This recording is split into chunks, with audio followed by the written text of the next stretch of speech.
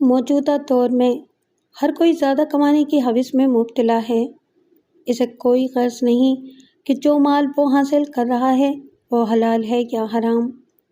حرام مال پر پلنے والی ایک لڑکی کی داستان عبرت، جس کے نزدیک انسانی جان کی کوئی قدر و قیمت نہیں تھی۔ السلام علیکم لسنرز، آئیے ایم راحت کی جرم و سزا پر مبنی ایک نئی کہانی سنتے ہیں جس کا عنوان ہے چارہ گھر۔ تو آئیے شروع کرتے ہیں۔ موسم کئی دن سے خراب چل رہا تھا۔ گرمی ختم ہو گئی تھی، سردی آنے میں ہچکچا رہی تھی۔ عجیب بند بند سا موسم تھا۔ اس وقت بھی سڑکیں سنسان پڑی تھیں، حالانکہ رات زیادہ گہری نہیں ہوئی تھی۔ شامیر اس وقت ایک سنسان سڑک سے گزر رہا تھا کہ عقب نما آئینے میں اس نے ایک کار کی روشنیاں دیکھیں، بیم لائٹ، جو آنکھوں کو ویسے ہی ناکارہ کر دیتی ہے، لیکن ایک لمحے میں اس نے اندازہ لگا لیا کہ کار کی رفتار طوفانی ہے، وہ زبردست دوڑائی جا رہی ہے۔ شامیر ایک دم ہوشیار ہو گیا۔ اس نے پھرتی سے اپنی کار ایک سائیڈ کر لی، لیکن رفتار کم نہیں کی تاکہ اس کار کا تعاقب کیا جا سکے۔ پیچھے سے آنے والی کار بے لگام گھوڑے کی طرح اس کے قریب سے زن سے گزر گئی۔ شامیر نے فوراً اپنی کار کے ایکسیلیٹر کو پوری قوت سے دبا دیا۔ شامیر کی کار نے ہلکی سی جمپ کی اور پھر اسی رفتار سے آگے والی کار کے پیچھے دوڑنے لگی۔ اس نے ایک ماہر پولیس افسر کی طرح ٹپر دے کر اس کار کی نمبر پلیٹ پر نظر دوڑائی اور اس کے نمبر ذہن نشین کر لیے، لیکن اسے کوئی پاگل ہی ڈرائیو کر رہا تھا۔ شامیر کی کار سے اس کا فاصلہ بڑھتا ہی جا رہا تھا۔ نہ جانے کون جنونی تھا جس نے اپنی بھی زندگی خطرے میں ڈالی تھی اور آگے نہ جانے کس کی زندگی خطرے میں ڈالنے والا تھا۔ شامیر محتاط انداز میں اس کے پیچھے لگا ہوا تھا۔ آگے جا کر کار ایک چوراہے سے بائیں سمت مڑی۔ شامیر کو اندازہ ہو گیا کہ ڈرائیور زبردست مہارت رکھتا ہے، لیکن چوراہے کے موڑ پر شاید کوئی ٹریفک سارجنٹ ڈیوٹی پر موجود تھا۔ دوسرے لمحے شامیر نے سائرن آن ہونے کی آواز سنی۔ سارجنٹ کی اسپیشل بائک اس کار کے پیچھے چل پڑی تھی۔ شامیر جانتا تھا کہ سارجنٹ اسے پکڑے گا، کیونکہ یہ اسپیشل موٹر سائیکلیں خصوصی طور پر پولیس سارجنٹوں کو دی گئی تھیں تاکہ وہ تیز رفتار گاڑیوں کو پکڑ سکیں۔ شامیر نے اپنی کار کی رفتار کنٹرول کی کیونکہ سارجنٹ اپنی ڈیوٹی پر چل پڑا تھا۔ البتہ ایک خطرہ موجود تھا۔ تیز رفتار کار والا ممکن ہے کوئی جرائم پیشہ ہو، کار میں بیٹھا شخص یا ایک سے زیادہ لوگ کوئی جرم کر کے بھاگے ہوں تو سارجنٹ کی زندگی بھی خطرے میں آ سکتی ہے۔ وہ خطرہ قریب دیکھ کر سارجنٹ پر فائرنگ بھی کر سکتے ہیں۔ شامیر موڑ سے گزرا تو اسے بہت دور روشنی نظر آئی، لیکن ایک دم اس کا پاؤں ایکسیلیٹر سے ہٹ گیا۔ یہ روشنی عجیب سی تھی۔ اسے لگا جیسے کچھ ہو گیا ہے۔ ایک بار پھر اس نے رفتار تیز کی اور اس کا اندازہ بالکل ٹھیک نکلا۔ موٹر سائیکل زمین پر پڑی تھی، اس کا انجن چل رہا تھا، لیکن سارجنٹ آس پاس موجود نہیں تھا۔ صورتحال سمجھ میں آ گئی تھی۔ صاف پتہ چل گیا تھا کہ سارجنٹ کا کوئی حادثہ پیش آ گیا ہے۔ شامیر نے اپنی کار موٹر بائک سے کچھ فاصلے پر روکی اور سارجنٹ کی تلاش میں نظریں دوڑانے لگا۔ پوری سڑک پر شیشے بکھرے ہوئے تھے، کئی رنگین شیشے ٹوٹے پڑے تھے۔ یہ دیکھ کر اس کے رونگٹے کھڑے ہو گئے کہ سارجنٹ بائک سے کوئی 50 فٹ کے فاصلے پر پڑا ہوا تھا۔ اس سے اندازہ ہوتا تھا کہ کار نے کتنی قوت سے اسے ٹکر ماری ہوگی۔ صورتحال کا یوں اندازہ ہوتا تھا کہ سارجنٹ نے اسے رکنے کا اشارہ کیا ہوگا، پھر ہیوی بائک کی رفتار بڑھا کر اسے کار کے سامنے لایا ہوگا اور تیز رفتار کار اسے رونتی ہوئی گزر گئی تھی۔ صرف ایک لمحے میں اسے صورتحال کا اندازہ ہو گیا۔ اس نے سڑک پر بکھرے شیشوں کی پرواہ کیے بغیر کار سائیڈ سے نکالی اور سارجنٹ کے قریب پہنچ گیا۔ سارجنٹ بری طرح تڑپ رہا تھا۔ یہ کافی تنومند آدمی تھا اور بری طرح خون میں ڈوبا ہوا تھا۔ شامیر اس کے پاس بیٹھ کر اسے دیکھنے لگا۔ سارجنٹ کے دونوں بازو اور دونوں ٹانگیں ٹوٹ گئی تھیں، چہرہ شدید زخمی ہو گیا تھا۔ ظاہر ہے کہ دوسرے اعضاء بھی اسی طرح متاثر ہوئے ہوں گے۔ شامیر کے جبڑے بھیج گئے۔ دیر کرنا بے مقصد تھا۔ चुनाचे इसने फुर्ती से सार्जेंट को बाजुओं में उठाया और इसे लिए हुए कार के पास पहुंच गया। बड़ी मुश्किल से उसने सार्जेंट के वजनी जिस्म को कार की पिछली सीट पर ठूसा और स्टीयरिंग पर आ बैठा। इसके बाद उसने कार तूफानी अंदाज में सिविल अस्पताल की तरफ दौड़ा दी। अस्पताल के कंपाउंड में कार रोककर उसने वार्ड बॉय तलाश किए और इनकी मदद से सार्जेंट को इमरजेंसी में ले गया। ड्यूटी डॉक्टरों ने तशवीश से पहले सार्जेंट को फिर शामिर के खून में डूबे हुए कपड़ों को देखा। ये जनाब, एक डॉक्टर ने हिचकिचाते हुए कहा, लेकिन शामिर ने अपना सर्विस कार्ड निकालकर उसके सामने कर दिया। देर न करें प्लीज़, वो बोला, और डॉक्टरों की पूरी टीम मसरूफ़ हो गई। शामिर थोड़े फासले पर खड़े होकर इनकी कार्रवाई देख रहा था। फिर इसने सेल निकालकर इस कार का नंबर जहन में दोहराया और इसे दूसरे मोबाइल में फीड कर लिया ताकि जहन से निकल न जाए। इसने सब कुछ अपनी आंखों से देखा था और इसके जहन में चिंगारियां तोड़ रही थीं। कार वालों ने जो कुछ किया था इसका बदला ज़रूर लिया जाएगा। ड्यूटी पर मौजूद बड़े डॉक्टर ने सार्जेंट का मुआयना करने के बाद इसे फ़ौरन ऑपरेशन थिएटर मुंतकिल किया और शामिर से इंतज़ार करने के लिए कहा। शामिर पर इज़्तिराबी कैफियत तारी थी। इसकी समझ में नहीं आ रहा था कि क्या करे। समान शाह को फ़ोन करने के बारे में सोचा और फिर खुद को संभाल कर उसने समान शाह को कॉल कर ली। कहाँ हो? हुक्म दीजिए। और मैं घर पर हूँ। वर्दी पहनकर सिविल अस्पताल आ जाओ, मैं यहाँ मौजूद हूँ। Yes sir. समान शाह की आवाज़ उभरी और शामिर ने फ़ोन बंद करके जेब में रख लिया। इसकी नज़रें बार बार ऑपरेशन थिएटर की तरफ उड़ जाती थीं। न जाने बेचारे सार्जेंट की क्या कैफियत हो। समान शाह के पहुंचने से पहले ही 2 डॉक्टर ऑपरेशन थिएटर से निकले और शामिर इनकी तरफ लपका। सॉरी सर, एक डॉक्टर ने अफसोस भरे लहजे में कहा। इंतकाल हो गया? जी। पूरी बॉडी चूर चूर हो गई थी, पसलियाँ टूट कर दिल में पेवस्त हो गई थीं। एक्सीडेंट हुआ था सर? जी। वर्दी कहाँ है? शामिर ने पूछा। महफूज है सर। सारा सामान जो जेबों से बरामद हुआ है महफूज कर लिया गया है, दूसरे डॉक्टर ने कहा। शामिर ने एक ठंडी आह भरी। फिर उसने समान शाह को देखा जो दौड़ने के अंदाज में आ रहा था। इसने दूर से शामिर को देख लिया था। शामिर के खून में डूबे लिबास को देखकर वो हवास बाख्ता हो गया और सलूट तक करना भूल गया। सर, आप ज़ख्मी हैं? इसकी आवाज़ में लर्जिश नुमाया थी। नहीं समान शाह, मैं बिल्कुल ठीक हूँ। मेरा ये लिबास मकतूल के खून से भीगा हुआ है। मकतूल? समान शाह ने चौंक कर पूछा। हाँ, इसे कत्ल ही किया गया है। इसे इसके फ़र्ज से रोकने के लिए कत्ल किया गया है। शामिर ने मुख्तसरन ज़मान शाह को बताया और कहा कि सार्जेंट हलाक हो गया है। फिर उसने ज़मान शाह को इलाके के बारे में बताते हुए इस बात का तयन किया कि इस इलाके का कौन सा थाना हो सकता है। थानेदार से बात हुई तो उसने कहा, सर बहुत बहुत शुक्रिया, मुझे अभी सार्जेंट इलियास खान की मोटर बाइक की इत्तला मिली है। मैं इस तरफ जा रहा हूँ। तुम किसी एसआई को सिविल अस्पताल भेज दो। सार्जेंट इलियास खान शहीद हो चुका है। मैं मौके वारदात पर आ रहा हूँ। ठीक है जनाब, थाना इंचार्ज ने कहा और शामिर डॉक्टरों को हिदायत देकर बाहर निकल आया। समान शाह बाइक पर आया था। वो अपनी बाइक लेकर शामिर की कार के साथ चल पड़ा। थोड़ी देर के बाद वो मौके वारदात पर पहुंच गए, जहां 2 पुलिस मोबाइल और 2 ट्रैफिक सार्जेंट मौजूद थे। पुलिस के जवानों ने सड़क की नाकाबंदी कर दी थी और ट्रैफिक को वहां से गुजरने से रोक दिया था। इसके अलावा वहां बैटरियों के ज़रिए रोशनी कर दी गई थी। शामिर ने थाना इंचार्ज गुलाम गौस के साथ मिलकर इलाके का मुआयना शुरू कर दिया। टूटी हुई मोटरसाइकिल के अलावा कार की हेडलाइट्स और प्लास्टिक के टुकड़े भी पड़े हुए थे। इस मुआयने के दौरान शामिर ने इंचार्ज को इस वारदात की तफसील बताई थी। ओह सर, आपके तो कहीं चोट नहीं आई? नहीं, मेरा लिबास मरहूम सार्जेंट के खून से ख़राब हुआ है। अब तुम ज़ाब्ते की कार्रवाई करो। शामिर ने जानबूझकर गुलाम गौस को कार का नंबर नहीं बताया था। गुलाम गौस की किसी भी कार्रवाई से मुजरिम रूपोश हो सकते थे। शहीद सार्जेंट को अपने फ़र्ज़ की अदायगी के दौरान जिस बेदर्दी से हलाक किया गया था, इसने शामिर के वजूद में आग लगा दी थी।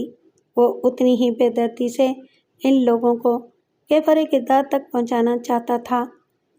میں چلتا ہوں، جہاں میری ضرورت ہو مجھ سے رابطہ کر سکتے ہو، اجازت؟ اس نے تھانہ انچارج سے کہا۔ شکریہ سر، آپ کا لباس بھی بری طرح خراب ہو گیا ہے، انچارج نے کہا۔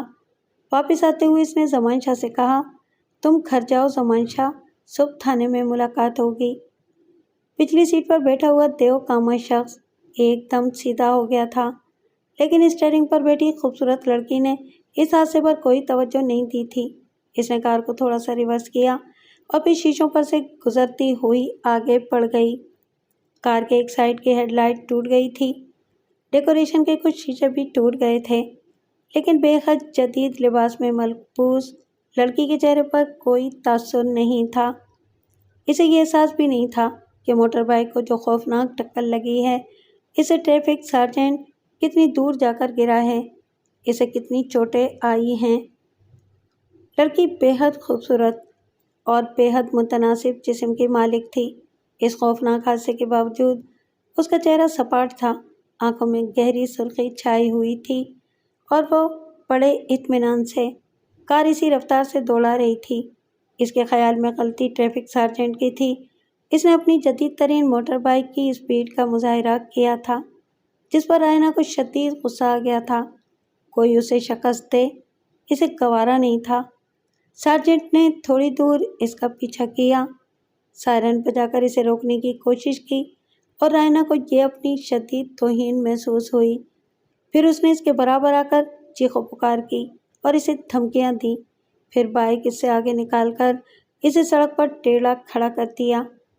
رائنا نے کار کی رفتار کم کرنے کی کوشش نہیں کی اور پوری قوت سے بائیک کو ٹکر مار دی۔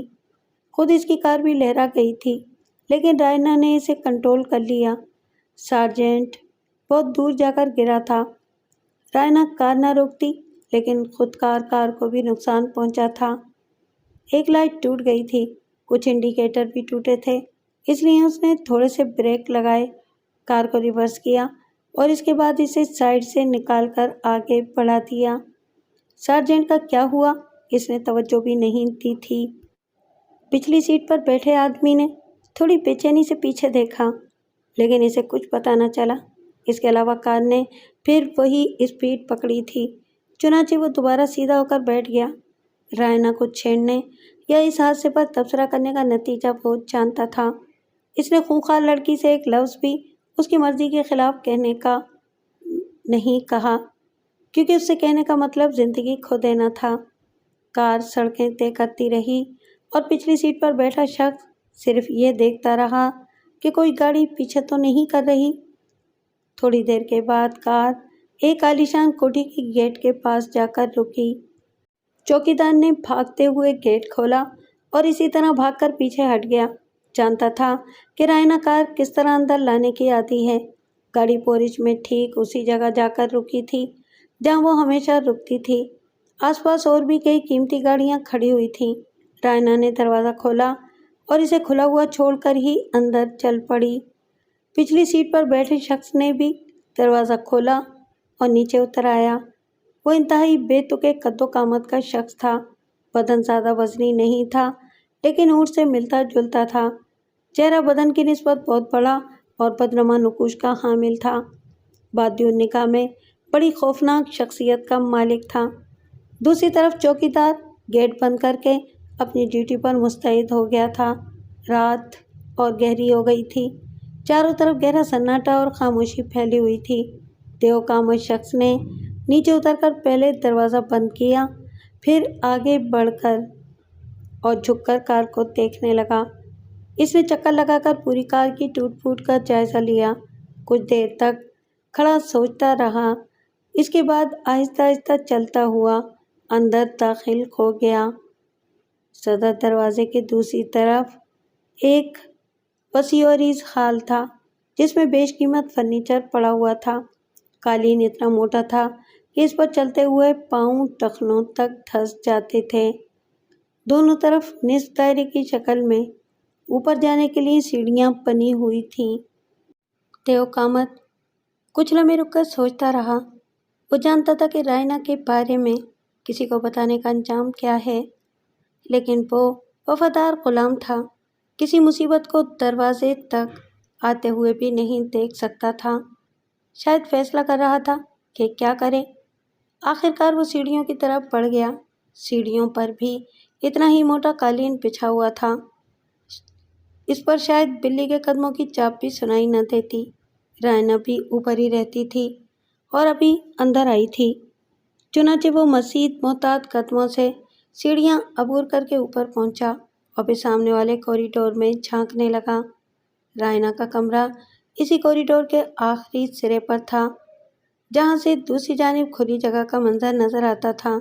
اس وقت باقی سارے کمرے تاریکی میں ڈوبے ہوئے تھے، بس آخری کمرے میں کچھ روشنی نظر آ رہی تھی، جس کی کچھ کرنیں دروازے سے باہر نکل رہی تھیں۔ دیوکاما شخص اپنی جگہ کھڑا آخری کمرے کا جائزہ لیتا رہا اور کئی منٹ تک اسی طرح کھڑا رہا۔ پھر جب روشنی کی کرنیں سمٹ گئیں تو اس نے مطمئن انداز میں گردن ہلائی اور وہاں سے واپس چل پڑا، جیسے مطمئن ہو گیا ہو کہ رائنا سونے کے لیے لیٹ گئی ہے۔ وہ سیڑھیاں اتر کر واپس ہال میں آ گیا۔ ہال کے دوسرے سرے پر ایک اور وسیع دروازہ تھا، جو دوسرے کوریڈور میں کھلتا تھا۔ اس کا رخ اسی دروازے کی طرف ہو گیا۔ دروازے سے گزر کر وہ ایک بڑے کمرے کے سامنے رک گیا۔ پھر اس نے انگلی موڑ کر کمرے کے دروازے پر آہستہ آہستہ دستک دی۔ 2-3 بار اسی طرح دستک دینے پر اندر تیز روشنی ہو گئی۔ پھر دروازہ کھلنے کی آہٹ ابھری اور اندر سے ایک بلند قامت اور روپ دار چہرے والے شخص نے باہر جھانکا۔ اس کے بدن پر قیمتی گاؤن تھا۔ اس نے دیو ہیکل شخص کو غصے سے دیکھا، پھر خراتی ہوئی آواز میں بولا، کیا قیامت ٹوٹی ہے تجھ پر؟ کیوں دروازہ ٹھوک رہا ہے؟ آپ سے بات کرنا چاہتا ہوں مالک، طویل قامت شخص نے کہا۔ کیا کل سورج نہیں نکلے گا؟ بات کرنے کا یہ وقت ہے؟ خاص بات ہے مالک، ابھی کرنی ہے۔ بکواس کر، کیوں موت آئی ہے آدھی رات کو؟ ایسے نہیں مالک، باہر آؤ، طویل قامت نے بے تکے انداز میں کہا۔ شاید وہ اپنے مالک کا منہ چڑھا تھا۔ لعنت ہے تجھ پر، آتا ہوں، گاؤن والے شخص نے کہا اور دروازہ اسی طرح کھلا چھوڑ کر واپس اندر چلا گیا۔ دوبارہ واپس آیا تو اس کے دانتوں میں سلگتا ہوا پائپ دبا تھا، جس سے پرنس ہنری کی خوشبو اٹھ رہی تھی۔ باہر آ کر اس نے کہا، ہاں اب مر، کیا بھونکنے آیا ہے؟ آگے آؤ مالک، طویل القامت شخص نے کہا اور دروازے سے واپس پلٹ پڑا۔ گاؤن والا اس کے ساتھ چند قدم چلا، پھر خوشیلے لہجے میں بولا، اب کیا تجھے ڈرائنگ روم میں لے چلوں؟ ہاں مالک۔ ابے تیرا دماغ خراب ہو گیا ہے کیا؟ مالک، اگر کوئی معمولی بات ہوتی تو آپ کا غلام کبھی آپ کی نیند خراب نہ کرتا۔ تو منہ سے تو کچھ پھوٹ، کیا قیامت ٹوٹی ہے تجھ پر؟ باہر آئیے مالک، وہ اسی سنجیدگی سے بولا۔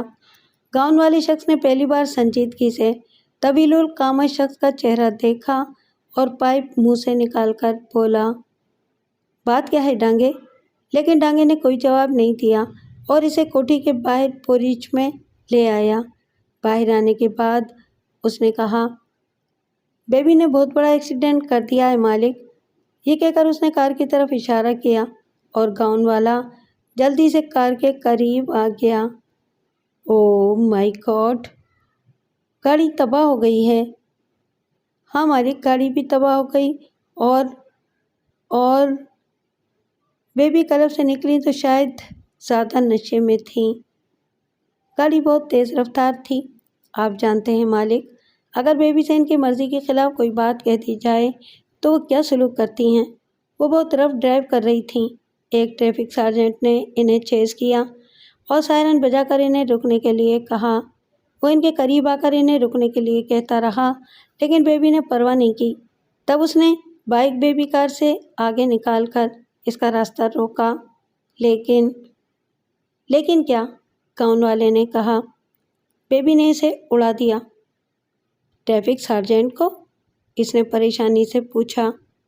جی مالک، فل پاور سے اڑایا ہے۔ سارجنٹ اپنی بائک سے بری طرح اڑا اور دور جا کر گرا۔ اس کے بچنے کا تو سوال ہی پیدا نہیں ہوتا، وہ اب تک مر چکا ہوگا۔ اوہ گاڈ! بیبی کہاں ہے؟ بیڈ روم میں ہے، سو گئی ہوں گی۔ Very bad, very bad. معاملہ بہت سنجیدہ ہو جائے گا مالک، بیبی مشکل میں پڑ سکتی ہیں، ڈانگے نے تشویش سے کہا، اور گاؤں والے نے چونک کر اسے دیکھا جیسے ڈانگے کی یہ بات اسے بہت بری لگی ہو۔ کیا کہا؟ بیبی مشکل میں پڑ سکتی ہے؟ سوری مالک، بس وہ ملک مراد کی بیٹی ہے، وہ اس کی طرف کوئی آنکھ اٹھا کر بھی نہیں دیکھ سکتا۔ لیکن خیر، تیری تشویش اپنی جگہ ہے، کچھ نہ کچھ کرنا ہے۔ وہ رکا اور اس نے پائپ کے 2-3 گہرے گہرے کش لیے، پھر بولا، اور راتوں رات کرنا ہے؟ جی مالک، ٹنگے بولا۔ ملک مراد کچھ دیر تک پھر سوچتا رہا اور پھر بولا، شو روم میں ایسی اور کتنی گاڑیاں ہیں؟ شاید 3 مالک۔ ہاں 3 ہی ہیں، ٹھیک ہے، یہ گاڑی چل تو رہی ہے؟ جی مالک، انجن بالکل ٹھیک ہے، چابی رائنا کے پاس ہے۔ ذرا دیکھ، مالک مراد بولا، اور ڈانگے نے کار کے پاس جا کر اگنیشن ٹٹولا، پھر بولا، جی مالک، چابی ہے۔ ٹھیک، پیپر وغیرہ نکال لے اور انہیں میرے حوالے کر دے، بڑی ڈگی اور سیٹوں وغیرہ کا بھی جائزہ لے لے، کوئی نشانی رہ نہ جائے۔ جی مالک، ڈانگے نے کہا اور ملک مراد کی ہدایات کے مطابق کام کرنے لگا۔ اس نے تمام چیزیں نکال کر ڈھیر کر دیں۔ اب دونوں طرف کی نمبر پلیٹیں بھی کھول لے، ملک مراد نے حکم دیا، اور ڈانگے اس حکم پر بھی عمل کرنے لگا۔ تمام کاموں سے فارغ ہو کر اس نے ملک مراد کو دیکھا جو سکون سے پائپ کے کش لے رہا تھا۔ اب تجھے ہوشیاری سے کام لینا چاہیے، گاڑی اسٹارٹ تو ہو رہی ہے؟ دیکھتا ہوں مالک۔ ٹنکی وغیرہ لیک تو نہیں کر رہی؟ ڈانگے نے کہا اور گاڑی میں جا بیٹھا۔ اس نے سیلف لگایا اور گاڑی ہاف سیلف پر اسٹارٹ ہو گئی۔ ٹھیک ہے، بند کر دے، میں ابھی آتا ہوں، ملک مراد نے کہا اور واپس مڑ گیا۔ ڈانگے تباہ شدہ گاڑی سے ٹیک لگا کر کھڑا ہو گیا۔ ملک مراد نے واپسی میں زیادہ دیر نہیں لگائی، اب اس نے پورا لباس پہنا ہوا تھا۔ تباہ شدہ گاڑی کی نمبر پلیٹس اور دوسرے کاغذات اس نے وہیں کھڑی دوسری گاڑی میں رکھے اور بولا، ہمیں ٹوٹے پل چلنا ہے، پتہ ہے نا ٹوٹے پل کا؟ پتہ ہے مالک، آپ بھی چل رہے ہیں؟ ہاں۔ آپ کیوں نیند خراب کر رہے ہیں مالک؟ مجھے حکم دیں، میں سارے کام کر لوں گا۔ نیند تو خراب ہو چکی ہے، معاملہ پولیس کا ہے، اس لیے زیادہ لیٹ ہو سکتی ہے، میں سارے کام اپنی نگرانی میں کرانا چاہتا ہوں۔ چل، اب گاڑی لے کر میرے پیچھے چل۔ ملک مراد دوسری گاڑی میں بیٹھ گیا اور دونوں گاڑیاں آگے پیچھے کوٹھی کے گیٹ سے باہر نکل آئیں۔ شہر کے دولت مند ترین لوگوں میں ملک مراد کا شمار ہوتا تھا۔ ماضی کیا تھا کوئی نہیں جانتا تھا، نہ کبھی اس کی ضرورت پیش آئی تھی۔ کئی فرمیں تھیں، مل اور فیکٹریاں تھیں، کاریں امپورٹ کرتا تھا اور 3 شو روم تھے۔ بس ان لوگوں میں تھا جن کے بارے میں یہ سمجھ میں نہیں آتا تھا کہ وہ اتنی دولت کیوں کماتے ہیں، کیا نظریہ ہوتا ہے ان کا۔ ملک مراد کا خاندان بھی مختصر ترین تھا، بیٹی اور بیوی اور بس۔ لیکن دولت مند لوگوں کے رشتہ داروں کی کمی نہیں ہوتی، کسی کو کہیں سے موقع مل جائے فوراً رشتہ جوڑنے دوڑ پڑتا ہے۔ ملک مراد کے ایسے رشتہ دار بہت تھے۔ ملک مراد ایسے جن رشتہ داروں کو نواز دیتا تھا وہ اس کے گن گاتے تھے، اور جو اس کی نوازشوں سے محروم ہوتے تھے اسے گالیاں دیتے تھے۔ ویسے مراد کا اصل ذریعہ آمدنی مشکوک تھا، لیکن اس کے ہاتھ اتنے لمبے تھے کہ کوئی اس مشکوک ذریعے پر شک کرنے کی ہمت نہیں کر سکتا تھا۔ وہ اپنی زندگی کے دن عیش سے گزار رہا تھا۔ اس کے علاوہ اس کے تعلقات کچھ ایسے پراسرار لوگوں سے بھی تھے جن سے ان تعلقات کی وجہ نامعلوم تھی۔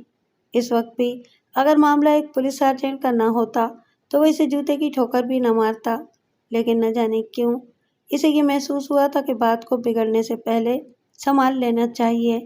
ایک کار کو ضائع کر دینا اس کے لیے کوئی حیثیت نہیں رکھتا تھا۔ ایسے منصوبے فوراً اس کے ذہن میں آ جاتے تھے۔ ٹوٹا پل شہر کے آخری سرے پر ایک علاقے کا نام تھا۔ انتہائی قدیم اور بوسیدہ پل کے نیچے پورے شہر کے گندے نالوں کا پانی جمع ہوتا تھا اور ایک بے حد وسیع جھیل بھی بنی ہوئی تھی جس سے دور دور تک تعفن پھیلتا تھا، لیکن چونکہ یہ جگہ آبادی سے کافی دور تھی اس لیے اس تعفن کی کوئی حیثیت نہیں تھی۔ ملک مراد نے سوچا تھا کہ اس وقت تھوڑی سی بھاگ دوڑ مناسب رہے گی۔ بیٹی کی طرف وہ کسی آنکھ کو اٹھتے نہیں دیکھ سکتا تھا، حالانکہ وہ جانتا تھا کہ رائنا شدید طور پر بگڑی ہوئی لڑکی ہے، کلبوں میں جاتی ہے، نشہ آور ادویات استعمال کرتی ہے، شراب بھی پیتی ہے، لیکن یہ بھی جانتا تھا وہ کہ ان باتوں کے علاوہ اس میں اور کوئی خرابی نہیں ہے۔ وہ کسی نوجوان سے متاثر ہونے کی حس ہی نہیں رکھتی تھی۔ ایسا کوئی خطرہ نہیں تھا کہ جن سے مخالف اسے متاثر کر کے ملک مراد کی دولت کا حصے دار بن جائے۔ ہاں، اگر کبھی خود اپنی کسی پسند کا اظہار کر دے تو پھر اس مشکل پر بھی غور کیا جا سکتا ہے۔ دونوں گاڑیاں فاصلے طے کرتی رہیں اور یہ طویل فاصلہ کسی مشکل کے بغیر طے ہو گیا۔ وہ اس ہیبت ناک علاقے میں پہنچ گئے جہاں سانس لینا بھی مشکل کام تھا۔ نہ جانے ملک مراد کے ذہن میں اس جگہ کا خیال کیسے آ گیا تھا۔ ٹوٹے پل کے کناروں پر کوئی روک ٹوک نہیں تھی۔ ملک مراد نے دور دور تک نظریں دوڑائیں، پھر موبائل فون پر ڈانگے کو مخاطب کیا۔ ڈانگے، تم سمجھ گئے میں کیا چاہتا ہوں؟ جی مالک، گاڑی نیچے ڈبونی ہے۔ ہاں، احتیاط سے کار کو پل کے کنارے لاؤ، پھر اسے بریک فری کر کے نیچے دھکیل دو۔ تم آسانی سے یہ کام کر سکتے ہو۔ مالک کی مہربانی سے، ڈانگے نے کہا۔ جاؤ، آرام کرو۔ صبح تمہیں سب سے پہلا کام یہ کرنا ہے کہ نسیم خان کو بلا کر اس گاڑی کا میٹر 400-500 کلومیٹر آگے بڑھوا دو۔ اوہ ہو مالک، آپ نے خوب سوچا، یہ گاڑی تو 0 میٹر ہے۔ اس سے پہلے کہ پولیس کو اس کے بارے میں معلوم ہو جائے ساری احتیاط کر لی جائے۔ تم صبح سب سے پہلا کام یہی کرو۔ ٹھیک ہے مالک، ویسے اس کا کوئی امکان نہیں ہے کیونکہ آس پاس کوئی نہیں تھا۔ بے وقوف، کسی بھی خطرے کو نظر انداز نہیں کیا جانا چاہیے۔ چلو جاؤ، آرام کرو۔ ملک مراد اپنے بیڈ روم کی طرف چل پڑا اور بیگم صاحبہ آرام سے خواب خرگوش کے مزے لے رہی تھیں۔ مراد نے اپنا لباس تبدیل کیا اور بستر پر دراز ہو کر آنکھیں بند کر لیں۔ کچھ دیر کے بعد اس کے خراٹے بلند ہونے لگے۔ کتنے آرام سے ایک فرض شناس انسان کو اس کے فرض کی ادائیگی کے جرم میں زندگی سے محروم کر کے یہ لوگ سکون کی نیند سو رہے تھے۔ برسوں کی کہانی ختم ہو گئی تھی اور کچھ لوگ ہمیشہ کے لیے سوگوار ہو گئے تھے۔ شامیر کے پورے بدن میں انگارے دہک رہے تھے، وہ غصے کی آگ میں جھلس رہا تھا۔ ان درندوں نے کس وحشیانہ طرز عمل کا اظہار کیا تھا؟ رات آنکھوں میں کٹ گئی، وہ ایک لمحے کے لیے بھی نہیں سو سکا تھا۔ دوسری صبح اس نے سب سے پہلے صفورہ کو فون کیا تھا۔ میں جانتا ہوں کہ تم صبح سویرے جاگ جاتی ہو۔ تھانے آنے سے پہلے تمہیں ایک کام کرنا ہے۔ یس سر، صفورہ نے کہا۔ صفورہ، ایک نمبر نوٹ کرو، رجسٹریشن آفس سے اس کے بارے میں تفصیل معلوم کر کے اسے چیک کرو۔ ہو سکے تو اس کے بعد معلوم کرو کہ رات کو یہ کس کے استعمال میں تھی اور اس کا مالک کون ہے۔ یس سر، صفورہ نے جھٹکے دار آواز میں کہا۔ شامیر نے کہا، اوکے صفورہ، میں تمہاری معلومات کا انتظار کروں گا۔ Okay sir. لباس وغیرہ تبدیل کر کے اس نے ہلکا پھلکا ناشتہ کیا اور پھر سول اسپتال چل پڑا۔ ایک ہلکا سا اندازہ تھا کہ ممکن ہے کہ سارجنٹ کی لاش ابھی اسپتال میں ہی ہو۔ اندازہ بالکل ٹھیک تھا۔ اسپتال کے کمپاؤنڈ میں کئی موبائل کھڑی ہوئی تھیں، اس کے علاوہ کئی کاریں اور بے شمار پولیس والے موجود تھے۔ ایمرجنسی کے سامنے الیاس خان کے اہل خاندان موجود تھے، کئی خواتین جو پوری طرح نڈھال نظر آ رہی تھیں، بہت سے افسردہ مرد بھی تھے، لیکن صاف ستھرے اور پڑھے لکھے لوگ تھے جو شور شرابہ نہیں کر رہے تھے۔ الیاس خان مرحوم کے اہل خاندان کو دیکھ کر یہ اندازہ ہو گیا کہ ابھی ڈیڈ باڈی اہل خاندان کے حوالے نہیں کی گئی ہے۔ اتنی دیر میں علاقہ انچارج نے شامیر کو دیکھ لیا۔ اس نے قریب آ کر اس سے مصافحہ کیا تھا۔ وہ خود بھی افسردہ نظر آ رہا تھا۔ اس نے گلوگیر لہجے میں کہا، بہت ہی نیک فطرت اور فرض شناس انسان تھا الیاس خان۔ اوہ، ایس پی صاحب آ رہے ہیں۔ اس نے بات ادھوری چھوڑ دی۔ دونوں نے ایس پی منیر شاہ کو سلوٹ کیا۔ اچھا ہوا آپ آ گئے شامیر، میں آپ سے ملنا چاہتا تھا۔ جی سر، میں حاضر ہوں۔ مجھے بتایا گیا ہے کہ سارجنٹ کو آپ اسپتال لائے تھے۔ جی سر، میں رات کو ایک کام سے اینگل روڈ سے گزر رہا تھا کہ میں نے ایک برق رفتار کار پیچھے سے آتی ہوئی دیکھی۔ شامیر نے ایس پی کو پوری تفصیل بتائی، پھر بولا، میں نہیں جانتا کہ کار میں کون تھا۔ یقیناً وہ لوگ کوئی واردات کر کے بھاگ رہے تھے۔ رات کو موسم دھند آلود تھا، اس لیے میں کار کا نمبر نہیں دیکھ سکا۔ شامیر نے کار کے نمبر کے بارے میں مصلحتاً ایس پی کو بتانا مناسب نہیں سمجھا۔ کیا خیال ہے شامیر، یہ کوئی سوچا سمجھا جرم تھا؟ واقعات سے تو ظاہر ہوتا ہے سر کہ وہ خطرناک لوگ یا ایک شخص کوئی وحشی تھا جس نے صرف اپنا راستہ روکنے کی سزا سارجنٹ کو اس طرح دی۔ دیر تک شامیر اسپتال رہا۔ اس نے سارجنٹ کے اہل خاندان کو دیکھا تھا اور اس کے جبڑے بھج گئے تھے، آنکھوں میں خون اتر آیا تھا۔ پھر سارجنٹ کی ڈیڈ باڈی مل گئی اور پورے احترام سے اسے لے جایا جانے لگا۔ پولیس کی بہت بڑی تعداد ایمبولینس کے ساتھ تھی۔ شامیر بھی ان کے ساتھ ہی چل پڑا۔ پھر الیاس خان کی رہائش گاہ دیکھ کر وہ واپس چل پڑا اور تھانے پہنچ گیا۔ صفورہ بھی واپس نہیں آئی تھی، لیکن زمان شاہ آ گیا تھا۔ اس نے شامیر کا استقبال کیا اور بولا، میں اسپتال کا چکر لگا چکا ہوں، ڈیڈ باڈی ابھی مل گئی ہے، وہ لوگ لے گئے۔ بہت افسوسناک حادثہ ہے، میں ذمہ دار لوگوں کو چھوڑوں گا نہیں۔ زمان شاہ، یہ میرا عہد ہے۔ ویسے میں نے کار کے نمبر دیکھ لیے تھے۔ کیا؟ زمان شاہ اچھل پڑا۔ ہاں، صفورہ رجسٹریشن آفس گئی ہیں، میں رابطہ کرتا ہوں۔ شامیر نے موبائل اٹھایا ہی تھا کہ صفورہ آ گئی۔ وردی میں تھی اور تر و تازہ لگ رہی تھی۔ سلوٹ کر کے اس نے رپورٹ پیش کی۔ کار ملک مراد کے نام رجسٹرڈ ہے۔ یہ شخص بہت مشہور ہے۔ کار اس کی بیٹی رائنا استعمال کرتی ہے۔ رات کو وہ کس کے استعمال میں تھی یہ معلوم نہیں ہو سکا، لیکن وہ اس وقت کوٹھی میں ہی کھڑی ہے۔ میں نے کوٹھی کے سامنے سے گزرتے ہوئے اسے دیکھا ہے۔ کوٹھی میں گھسنے کا کوئی جواز نہیں تھا۔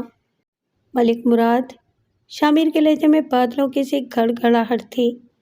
اس نے زمان شاہ کی طرف دیکھا جو کچھ بولنے کے لیے مضطرب تھا۔ ہاں زمان شاہ، کوئی بات ہے؟ جی سر، ملک مراد کو آپ بھی ضرور جانتے ہوں گے۔ نام کی حد تک تم کیا جانتے ہو؟ بہت مشہور آدمی ہے اور اتنا ہی مشکوک بھی ہے۔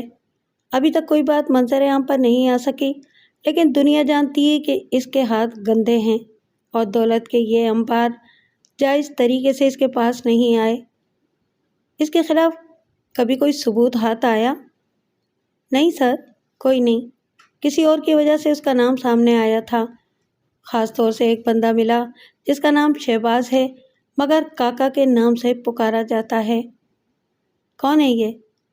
ایک بدنام گنڈا ہے، کالگری میں اڈہ چلاتا ہے، ہوٹل بنا رکھا ہے، لیکن اس کی آڑ میں دوسرے کام ہوتے ہیں۔ کبھی گرفتار ہوا؟ جی سر، پولیس نے رنگے ہاتھوں پکڑا تھا، بڑی مقدار میں ہیروئن کے ساتھ، مگر 4 دن بھی لاک اپ میں نہیں رہ سکا۔ ملک مراد کے ایک فون نے تمام معاملات ختم کر دیے۔ جرم تو جرم ہوتا ہے زمان شاہ، لیکن الیاس خان کی موت میرے دل پر نقش ہو گئی ہے۔ میرے اوپر دوہرا فرض ہے، قانون کے مجرم کی گرفتاری اور الیاس خان کی موت کا انتقام۔ سب سے پہلے ہمیں اس کار کے بارے میں تفتیش کرنی ہے۔ چلو، روزنامچے میں تم کچھ فرضی نام لکھ لو، میں یہ نام بتاتا ہوں جو عدالت میں گواہی دیں گے کہ انہوں نے وہ کار اور حادثہ اپنی آنکھوں سے دیکھا۔ جی سر، زمان شاہ نے کہا۔ ہم ملک مراد کی کوٹھی پر چلتے ہیں۔ افسر تفتیش تم ہو، میں سادہ لباس میں چلوں گا، اور اگر پوچھا جائے تو تم مجھے اسپیشل برانچ کا بندہ کہہ سکتے ہو۔ کچھ دیر کے بعد پولیس کی جیپ چند کانسٹیبلوں کے ہمراہ ملک مراد کی کوٹھی پر جا رہی تھی، اور زمان شاہ سوچ رہا تھا کہ اس بار ایک اژدھے سے جنگ ہے جو خاصی زوردار ہے، کیونکہ شامیر کے تیور بھی کافی خراب نظر آ رہے تھے۔ ملک مراد در حقیقت اتنا ہی صائب اثر تھا کہ اس کے لیے یہ چھوٹا سا واقعہ کوئی حیثیت نہیں رکھتا تھا۔ لیکن نہ جانے کیوں اس بار اس کے ذہن میں ایک خلش سی پیدا ہو گئی تھی۔ اس نے ایک کار کو نقصان کر کے صورتحال کو سنبھال لیا تھا، لیکن ایک بے کلی سی دل میں منجمد ہو گئی تھی۔ دوسری صبح جب وہ باہر نکلا تو ڈانگے اسے دیکھ کر اس کے پاس آ گیا۔ کام ہو گیا ہے سر، میٹر 1200 کلومیٹر آگے بڑھوا دیا ہے، گاڑی کے کاغذات بھی رکھوا دیے ہیں، سارے کام فٹ ہیں۔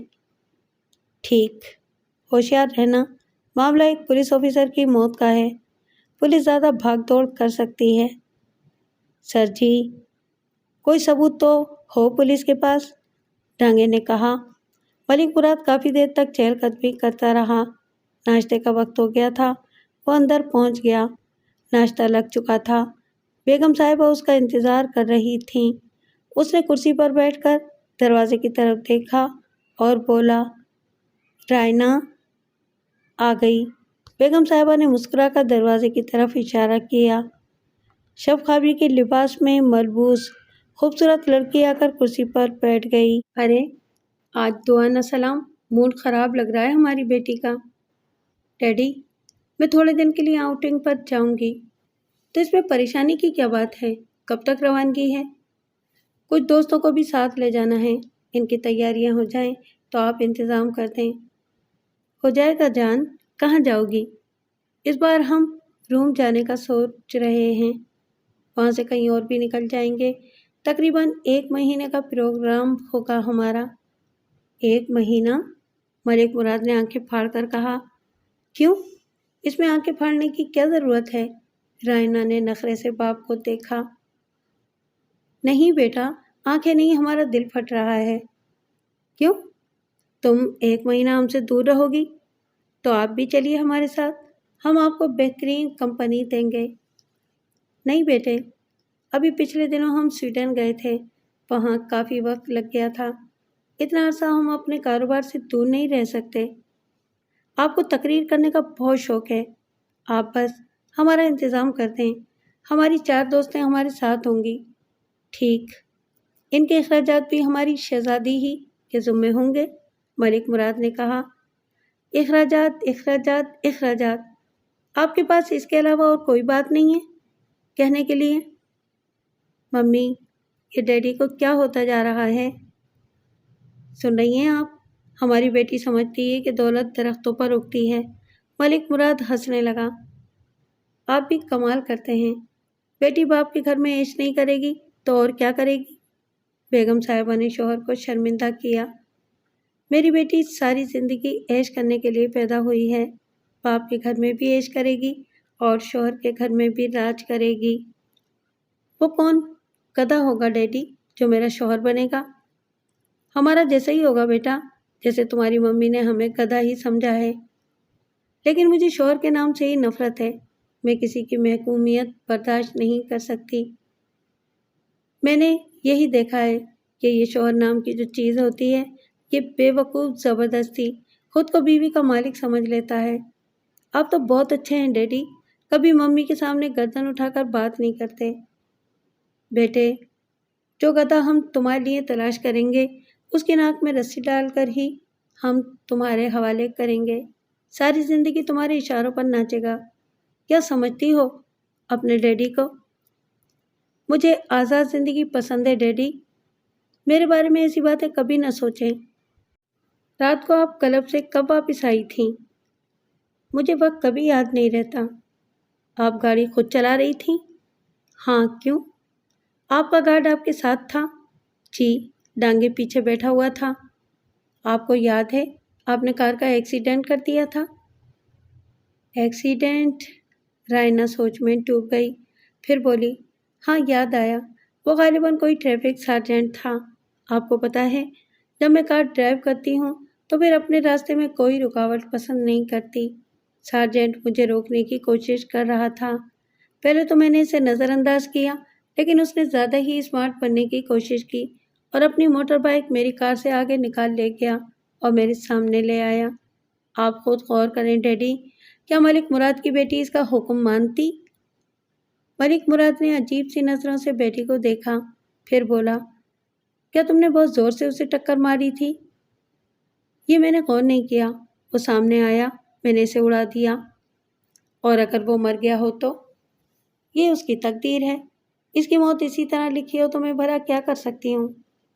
नहीं बेटे, फिर भी ख्याल तो करना चाहिए, मलिक मुराद ने कहा। मम्मी, ये बाबा कैसे होते जा रहे हैं? पता नहीं क्यों ये मुझे बोर करने लगे हैं, रायना ने चिनचिना कर कहा। इससे पहले कि कोई कुछ कहे दरवाजे पर दस्तक हुई तो मलिक मुराद ने कहा, कौन है? अंदर आओ। अंदर आने वाला हाउसकीपर नईम था। उसके चेहरे पर अजीब से तासुरात फैले हुए थे। हाँ नहीं, क्या बात है? सर, वो पुलिस आई है, नईम ने जवाब दिया, और मलिक मुराद के चेहरे पर एक लम्हे के लिए खिंचाव पैदा हो गया। फिर वो बोला, पुलिस यहाँ आई है? क्यों आई है? तुमने पूछा? क्या बात है? वो आपसे मिलना चाहते हैं। कौन है? किस रैंक के लोग हैं? एक एसआई है, स्पेशल डिपार्टमेंट का एक बंदा है, और बाकी कांस्टेबल हैं। पुलिस मोबाइल में है? नहीं सर, जीप है। तुमने जीप को कोठी के अंदर आने की इजाज़त दे दी? नहीं सर, गेट के बाहर है। क्या उन्होंने अंदर आने की कोशिश की थी? जी सर, उन्होंने कहा था कि गेट खोलो, लेकिन चौकीदार ने इनकार कर दिया। मैं गेट के पास मौजूद था। मैंने कहा कि ये मलिक मुराद की कोठी है, यहाँ उनकी इजाज़त के बगैर कोई गाड़ी नहीं दाखिल हो सकती। मैंने इन्हें यह भी कहा कि जीप को कोठी के गेट से ज़रा दूर खड़ा किया जाए ताकि वो कोठी के सामने खड़ी न महसूस हो।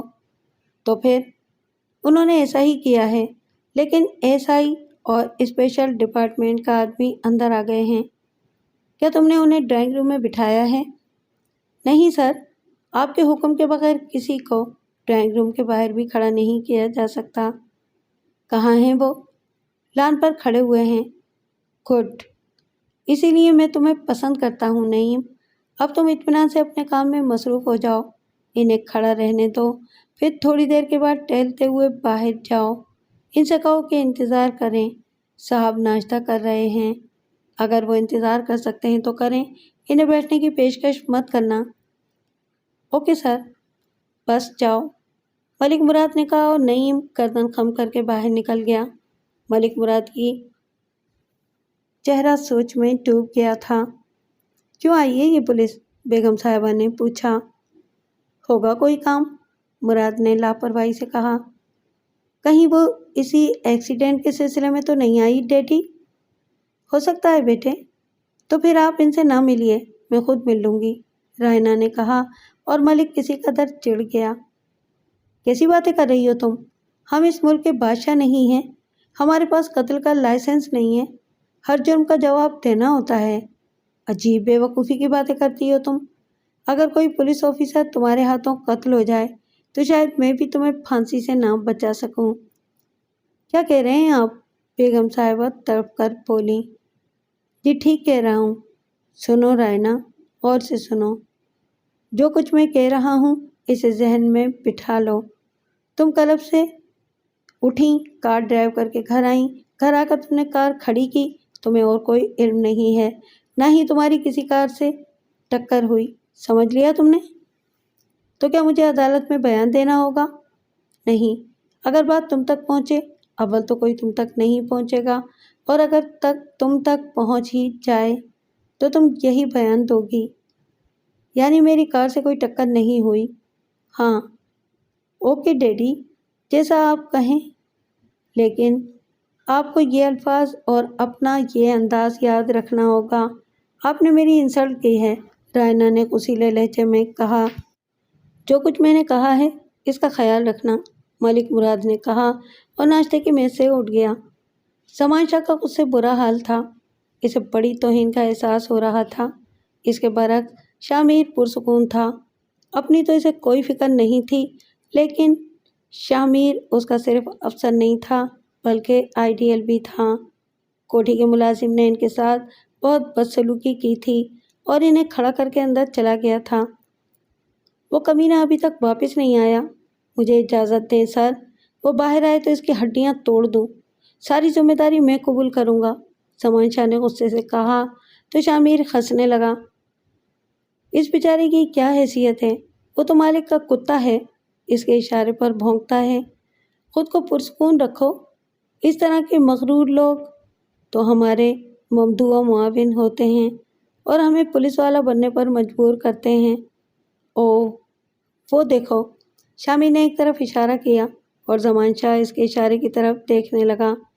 शामिर पोरिच में खड़ी गाड़ियों की तरफ इशारा कर रहा था। फिर इसने कहा, आओ। ये कहकर वो पोरिच की तरफ चल पड़ा। पोरिच में कई गाड़ियां खड़ी हुई थीं। शामिर इस चमचमाती हुई कार के करीब जा खड़ा हुआ। इसकी आंखों में शदीद हैरत थी। वो कार को चारों तरफ से देखने लगा और दंग रह गया। कार पर बाल बराबर खराश नहीं थी। वो बिल्कुल सही सलामत थी और दुनिया की कोई भी जदीद तरीन फैक्ट्री किसी तबाहशुदा कार को डेंट पेंट करके इस तरह चमका कर नहीं खड़ा कर सकती थी। शामिर की पेशानी पर पसीना आ गया। ज़मान शाह कुछ सूरत हाल को समझ गया था। यही कार है सर? इसने पूछा। हाँ, यही नंबर है, लेकिन कार्रवाई हो चुकी है। मैं ये नंबर नहीं भूल सकता। कार और मॉडल भी वही है, लेकिन ये कैसे हो सकता है? कार पर कोई निशान नहीं है। हालांकि जिस तरह हैवी बाइक चकनाचूर हुई है, इससे तो कार का बुरा हाल होना चाहिए था। और फिर ये इंडिकेटर और हेडलाइट सब कुछ ठीक है। इसका मतलब है कि हाँ, नंबर वही है, लेकिन कार वो नहीं है, शामिर ने कहा। फिर अचानक किसी ख्याल के तहत वो कार के टायरों के पास बैठ गया और इन्हें गौर से देखने लगा। अचानक इसके हलक से एक आवाज़ निकली, गुड। ज़मान शाह भी झुककर नीचे देखने लगा। वो कुछ नहीं समझा था। शामिर ने सर्द लहजे में कहा, मैंने कहा था ना, कोई बड़ी कार्रवाई हो चुकी है। इन टायरों की ग्रिप देखो, ये चंद फर्लांग से ज़्यादा चले हुए नहीं हैं। देखो, इनमें मट्टी तक नहीं है, बिल्कुल साफ शफाफ। ज़मान शाह ने गौर से देखा और फिर तायद करते हुए बोला, 100% सर, 100%। मकसद समझ रहे हो ना? किसी हद तक सर। मतलब यह है कि यह कार इस्तेमाल शुदा नहीं है, लेकिन नंबर प्लेट वही है, जबकि कार 10 किलोमीटर भी नहीं चली है। जिस कार से एक्सीडेंट किया गया है, ये वो नहीं है। इसकी जगह नई कार खड़ी कर दी गई है। मलिक मुराद ऐसा कर सकता है, लेकिन सर, मीटर से पता चल सकता है कि कार कितनी चली हुई है। सब कुछ पता चल सकता है।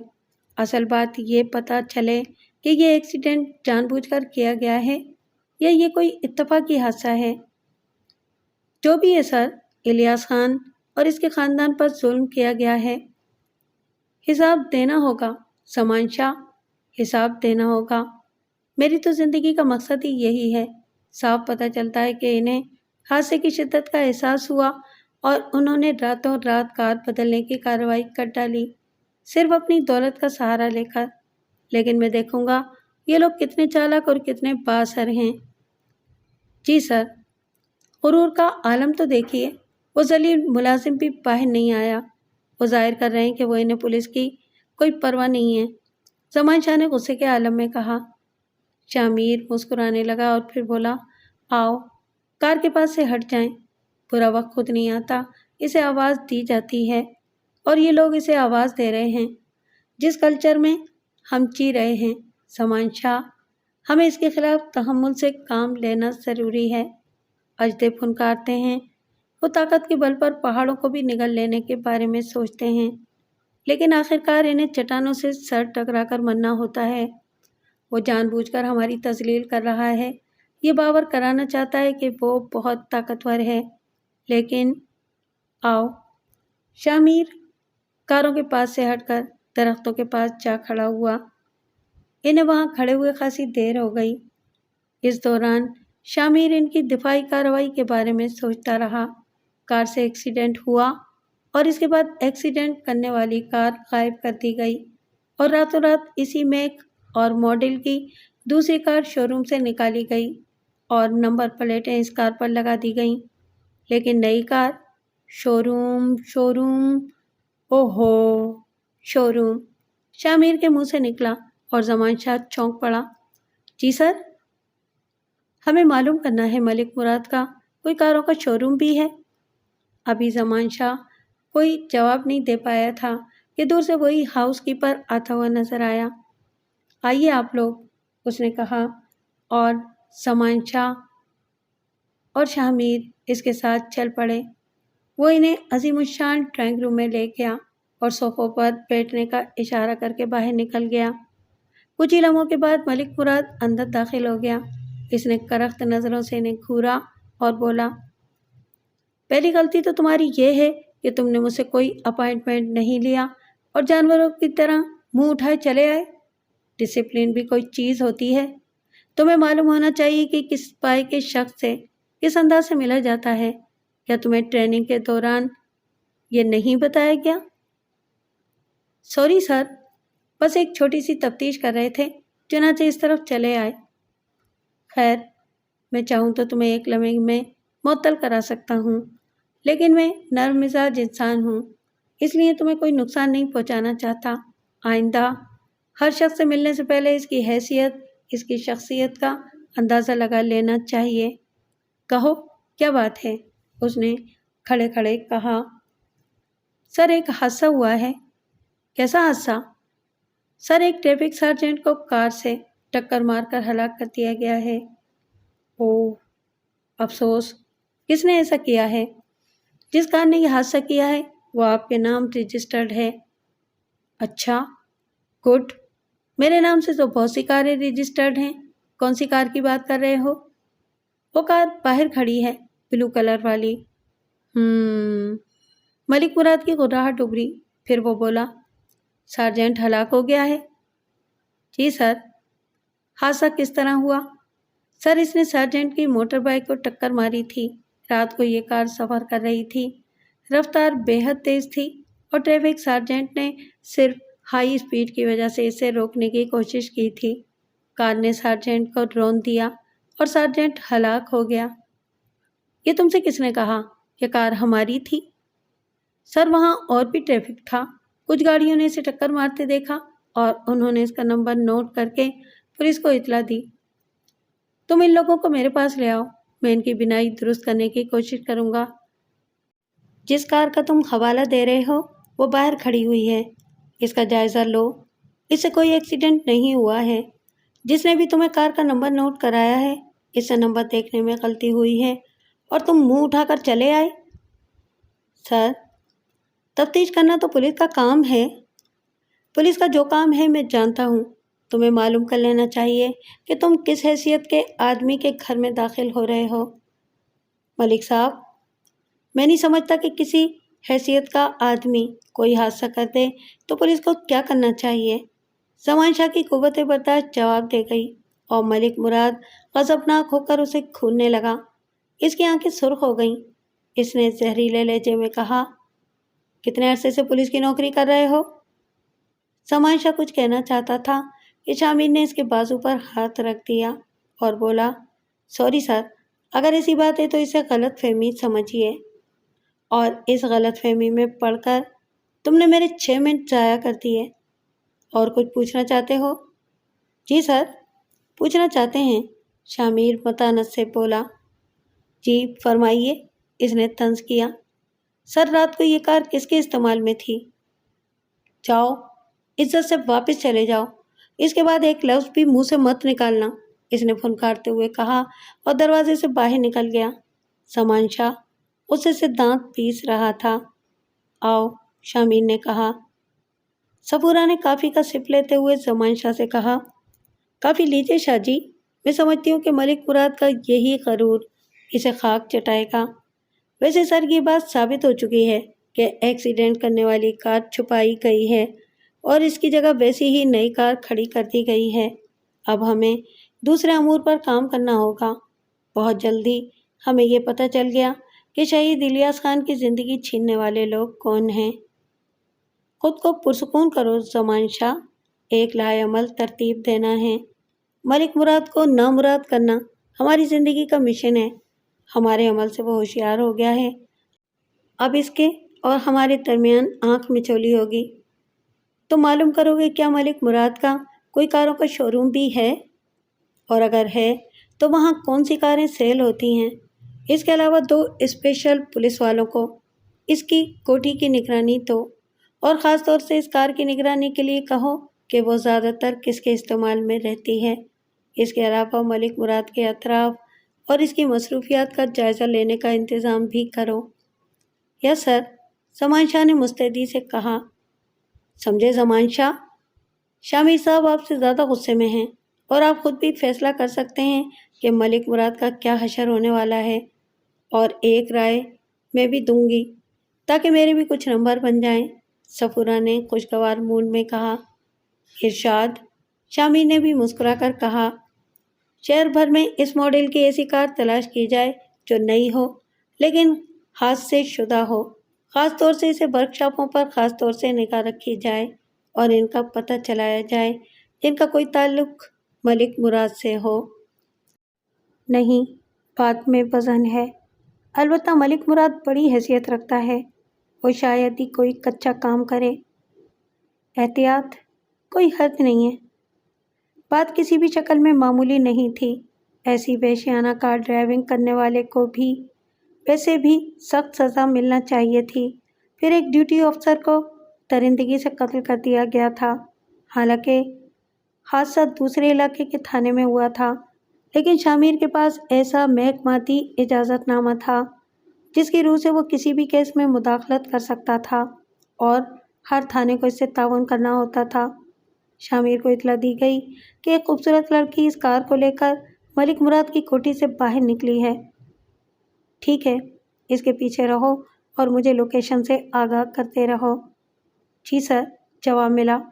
شامر نے گھڑی میں وقت دیکھا۔ 8 بجے تھے۔ وہ تیار ہو کر چل پڑا۔ اسے ٹرانسمیٹر پر لوکیشن پتہ چلتی رہی۔ کار بوربن کلب کے کمپاؤنڈ میں داخل ہو گئی۔ بوربن کلب کروڑ پتیوں کا کلب تھا اور شہر کے خوبصورت ترین کلبوں میں شمار ہوتا تھا۔ شامر کی کار بھی کلب کے کمپاؤنڈ میں جا رکی۔ اس نے نیچے اتر کر کار لاک کی اور چاروں طرف نظریں دوڑانے لگا۔ اس نے اس کار کو تلاش کر لیا جس پر وہی نمبر پلیٹ لگی ہوئی تھی۔ شامر ٹہلنے کے انداز میں اس کار کے قریب سے گزرا اور چند سیکنڈ رک کر اس کا جائزہ لیا۔ پھر کچھ دور جانے کے بعد اس نے اپنے محکمے کے ایک خاص کارکن کو کال کی جو فوراً ریسیو کر لی گئی۔ شمس، میں شامر بول رہا ہوں۔ سر، میں نے فوراً نمبر پہچان لیا، شمس نے جواب دیا۔ تمہیں فوری طور پر بوربن کلب پہنچنا ہے۔ دیکھا ہے یہ کلب؟ دور دور سے اور بڑی حسرت سے شمس نے پرمزہ انداز میں کہا۔ ماسٹر کی لے کر کلب آ جاؤ۔ تمہیں ایک برانڈ نیو کار کا دروازہ کھولنا ہے۔ میں یہاں موجود ہوں۔ کار کا کلر اور نمبر نوٹ کر لو۔ میں تمہارا انتظار کر رہا ہوں۔ یس سر۔ شمس کے جواب کے بعد شامر نے فون بند کر دیا اور ماحول کا جائزہ لینے لگا۔ پارکنگ لاٹ کاروں سے بھری ہوئی تھی۔ ایک سے ایک اعلیٰ گاڑی وہاں موجود تھی۔ تھوڑی دیر کے بعد اکا دکا کار میں اضافہ ہو جاتا تھا۔ کچھ دیر کے بعد شمس وہاں پہنچ گیا۔ اس نے اپنا ماسٹر کوٹ پہنا ہوا تھا۔ تمہیں چند چیزیں نوٹ کرنی ہیں۔ چلو دروازہ کھولو، شامر نے کہا، اور شمس نے اپنے ماسٹر کوٹ کی جیب سے ایک آلہ نکال لیا۔ وہ اسپیشل ڈپارٹمنٹ کا ایک بہترین تربیت یافتہ کارکن تھا۔ چند سیکنڈ میں اس نے کار کا لاک کھول لیا تو شامر بولا، سب سے پہلے اس کا مائلو میٹر چیک کر کے اس کی ریڈنگ بتاؤ۔ شمس کار کے اندر رینگ گیا۔ اس نے ریڈنگ بتائی جسے شامر نے نوٹ کر لیا۔ پھر اس نے کہا، ذرا اس کے کاغذات نکالو، رجسٹریشن بک وغیرہ۔ رجسٹریشن بک سے اس نے کار کے چیسس نمبر دیکھے اور بک واپس رکھوا دی۔ پھر شمس سے بولا، بونٹ کھولو۔ شمس نے بونٹ کھول دیا تو شامر نے موبائل فون کی ٹارچ سے انجن نمبر چیک کیا اور اس کے چہرے پر خوشی کی ایک لہر دوڑ گئی۔ پھر اس نے شمس کی مدد سے چیسس نمبر دیکھے اور مطمئن انداز میں گردن ہلا دی۔ مسئلہ حل ہو گیا۔ رجسٹریشن بک میں انجن اور چیسس نمبر دوسرے تھے۔ اس سے پتہ چل گیا کہ جس کار سے ایکسیڈنٹ ہوا ہے یہ وہ نہیں ہے۔ شمس کی مدد سے یہ مسئلہ حل ہو گیا۔ خوش قسمتی سے کوئی اس دوران اس طرف نہیں آیا تھا۔ شمس اجازت لے کر واپس چلا گیا۔ شامر نے بال وغیرہ درست کیے اور پھر ریسیپشن ہال کی طرف چل پڑا۔ یہاں صرف ممبر داخل ہو سکتے تھے۔ انکوائری آفیسر نے معذرت کرتے ہوئے کہا، سوری سر، یہاں صرف ممبر ہی یا ان کے گیسٹ داخل ہو سکتے ہیں۔ اگر آپ کی کسی سے شناسائی ہے تو؟ ہاں، ان صاحب سے میری شناسائی ہے، اگر آپ انہیں جانتے ہیں تو؟ شامیر نے اپنا سروس کارڈ نکال کر انکوائری افسر کے سامنے کر دیا۔ افسر نے کارڈ دیکھا اور خوش دلی سے مسکرا دیا۔ یہ تو بہت بڑی شخصیت ہیں، انہیں کون روک سکتا ہے؟ میں رجسٹر میں انٹری کیے دیتا ہوں۔ شامیر کلب میں داخل ہو گیا۔ واقعی کروڑ پتیوں کا کلب تھا، شان و شوکت سے بھرپور۔ اس نے کلب کا بھرپور جائزہ لیا۔ یہاں ایک سے ایک حسین اور نوجوان لڑکی موجود تھی۔ شامیر اندازہ نہیں کر سکا کہ وہ کون سی لڑکی ہے جو ملک مراد سے تعلق رکھتی ہے۔ اس کے لیے اسے کچھ اور کرنا تھا۔ غرض یہ کہ آج کی جد و جہد بیکار نہیں گئی تھی۔ اسے پتہ چل گیا تھا کہ حادثے کے بعد کار بدل دی گئی ہے اور اس کی جگہ نئی کار کھڑی کر دی گئی ہے۔ لاکھ چالاکی کے باوجود وہ چیسس نمبر کے مسئلے میں مار کھا گئے تھے۔ دوسرے دن زمان شاہ نے اسے ملک مراد کی کاروں کے شو روم کے بارے میں بتایا۔ اس کے ساتھ ہی اس نے ایک نوجوان لڑکی کی تصویر بھی دے دی۔ یہ تصویر صفورہ میڈم نے حاصل کی ہے، وہ مصروف ہیں، آج تھانے نہیں آ سکیں گی۔ اوہو، انہوں نے مجھ سے رابطہ نہیں قائم کیا۔ پھر شامیر نے اس تصویر کو غور سے دیکھا اور ذہن پر زور دینے لگا کہ اس نے اس لڑکی کو کلب میں دیکھا تھا یا نہیں، لیکن یہ لڑکی اسے یاد نہیں آئی تھی۔ صفورہ کا فون آ گیا تھا، اسے کوئی گھریلو کام تھا۔ آج کا سارا دن صفورہ کے بغیر بے کیف گزرا تھا۔ تھانے کے معاملات بہت سے ہوتے تھے، وہ مصروف رہا۔ کتنی ہی بار اسے الیاس خان یاد آیا۔ حادثے اور واقعات ہوتے ہی رہتے ہیں، پولیس کا دل بھی پکا ہو جاتا ہے، لیکن کچھ واقعات ایسے ہوتے ہیں جو دل سے چپک کر رہ جاتے ہیں۔ شامیر نے الیاس خان کے اہل خانہ کو دیکھا تھا۔ سادہ سے معصوم سے لوگ تھے، اس طرح لٹے لٹے نظر آ رہے تھے جیسے گھر میں ڈاکہ پڑ گیا ہو اور ان کا سب کچھ لٹ گیا ہو۔ ساری زندگی کی کہانی وابستہ ہوتی ہے کسی ایک شخص سے۔ کون کسے کتنا پیارا ہوتا ہے وہی جانتے ہیں۔ اور پھر ملک مراد کا بدترین رویہ۔ زمان شاہ تو بری طرح مشتعل ہو گیا تھا، جذباتی آدمی تھا، کوئی بھی خطرناک قدم اٹھا سکتا تھا۔ شامیر نے اسے بڑی مشکلوں سے کنٹرول میں رکھا تھا، لیکن ملک مراد اور اس کی بیٹی۔ شامیر نے ایک بار پھر ملک مراد کے بڑے شو روم کے بارے میں زمان شاہ سے تفصیلات معلوم کی اور پھر اپنے ذہن میں ایک منصوبہ ترتیب دیا، اور پھر رات کو 10:30 بجے وہ باہر نکل آیا۔ کار کے بجائے ہیوی بائک استعمال کی اور مناسب رفتار سے اسے چلاتا ہوا اس علاقے میں نکل آیا جہاں بہت سے شو روم تھے۔ کاروباری علاقہ تھا جو اس وقت بالکل سنسان پڑا ہوا تھا۔ مراد کا شو روم بہت شاندار تھا۔ چوکیدار شو روم کے سامنے چارپائی بچھائے بیٹھا ہوا تھا۔ شو روم کے سامنے سے شامیر گزر گیا۔ کچھ دور جا کر اس نے موٹر بائک ایک جگہ روک دی اور پیدل ہی شو روم کی طرف چل پڑا۔ شو روم کے پاس پہنچا تو چوکیدار نے چونک کر اسے دیکھا، پھر چارپائی سے اتر کر کھڑا ہو گیا۔ تنومند پٹھان تھا۔ اس نے کڑی نظروں سے شامیر کو دیکھا، پھر بولا، کیا بات ہے؟ تھوڑا نسوار چاہیے خانہ، شامیر نے پشتو میں کہا، اور چوکیدار کا رویہ ایک دم نرم ہو گیا۔ او یارا، تم پٹھانے لگتا نہیں ہے، اس نے خوش دلی سے کہا اور جیب سے نسوار کی ڈبیا نکال لی۔ شامیر نے ایکشن پلان بنا لیا اور جو ہی چوکیدار نے ڈبیا اس کی طرف بڑھائی، شامیر کا کراٹے کا ہاتھ اس کی گردن پر پڑا۔ زبردست ضرب تھی، لیکن مقابل جاندار تھا۔ بیچارے کی نسوار کی ڈبیا نیچے گر پڑی تھی۔ وہ سیدھا ہوا تو شامیر نے 2 اور تابڑ توڑ حملے اس پر کیے اور چوکیدار حواس کھو بیٹھا۔ شامیر نے اسے سنبھال لیا اور پھر اسے آہستہ سے چرپائی پر لٹاتے ہوئے کہا، معاف کرنا دوست، مجبوری تھی۔ پھر اس نے چوکیدار کی جیبوں کی تلاشی لی اور شو روم کی چابیوں کا گچھا اسے مل گیا۔ کچھ لمحوں کے بعد شٹر کھل گیا اور وہ تاریکی میں اندر داخل ہو گیا۔ شٹر احتیاط سے بند کر کے اس نے موبائل ٹارچ کی روشنی میں دیوار پر سوئچ تلاش کیے اور اندر روشنی کر دی۔ बेहद शानदार शोरूम था, बहुत वसी, करोड़ों रुपए मालियत की गाड़ियां खड़ी हुई थीं। एक तरफ शीशे का बहुत बड़ा केबिन बना हुआ था, जिसके दरवाजे पर मैनेजर के नाम की तख्ती लगी हुई थी। शामिर ने एक निगाह पूरे माहौल का जायजा लिया, फिर शीशे के केबिन से अंदर दाखिल हो गया।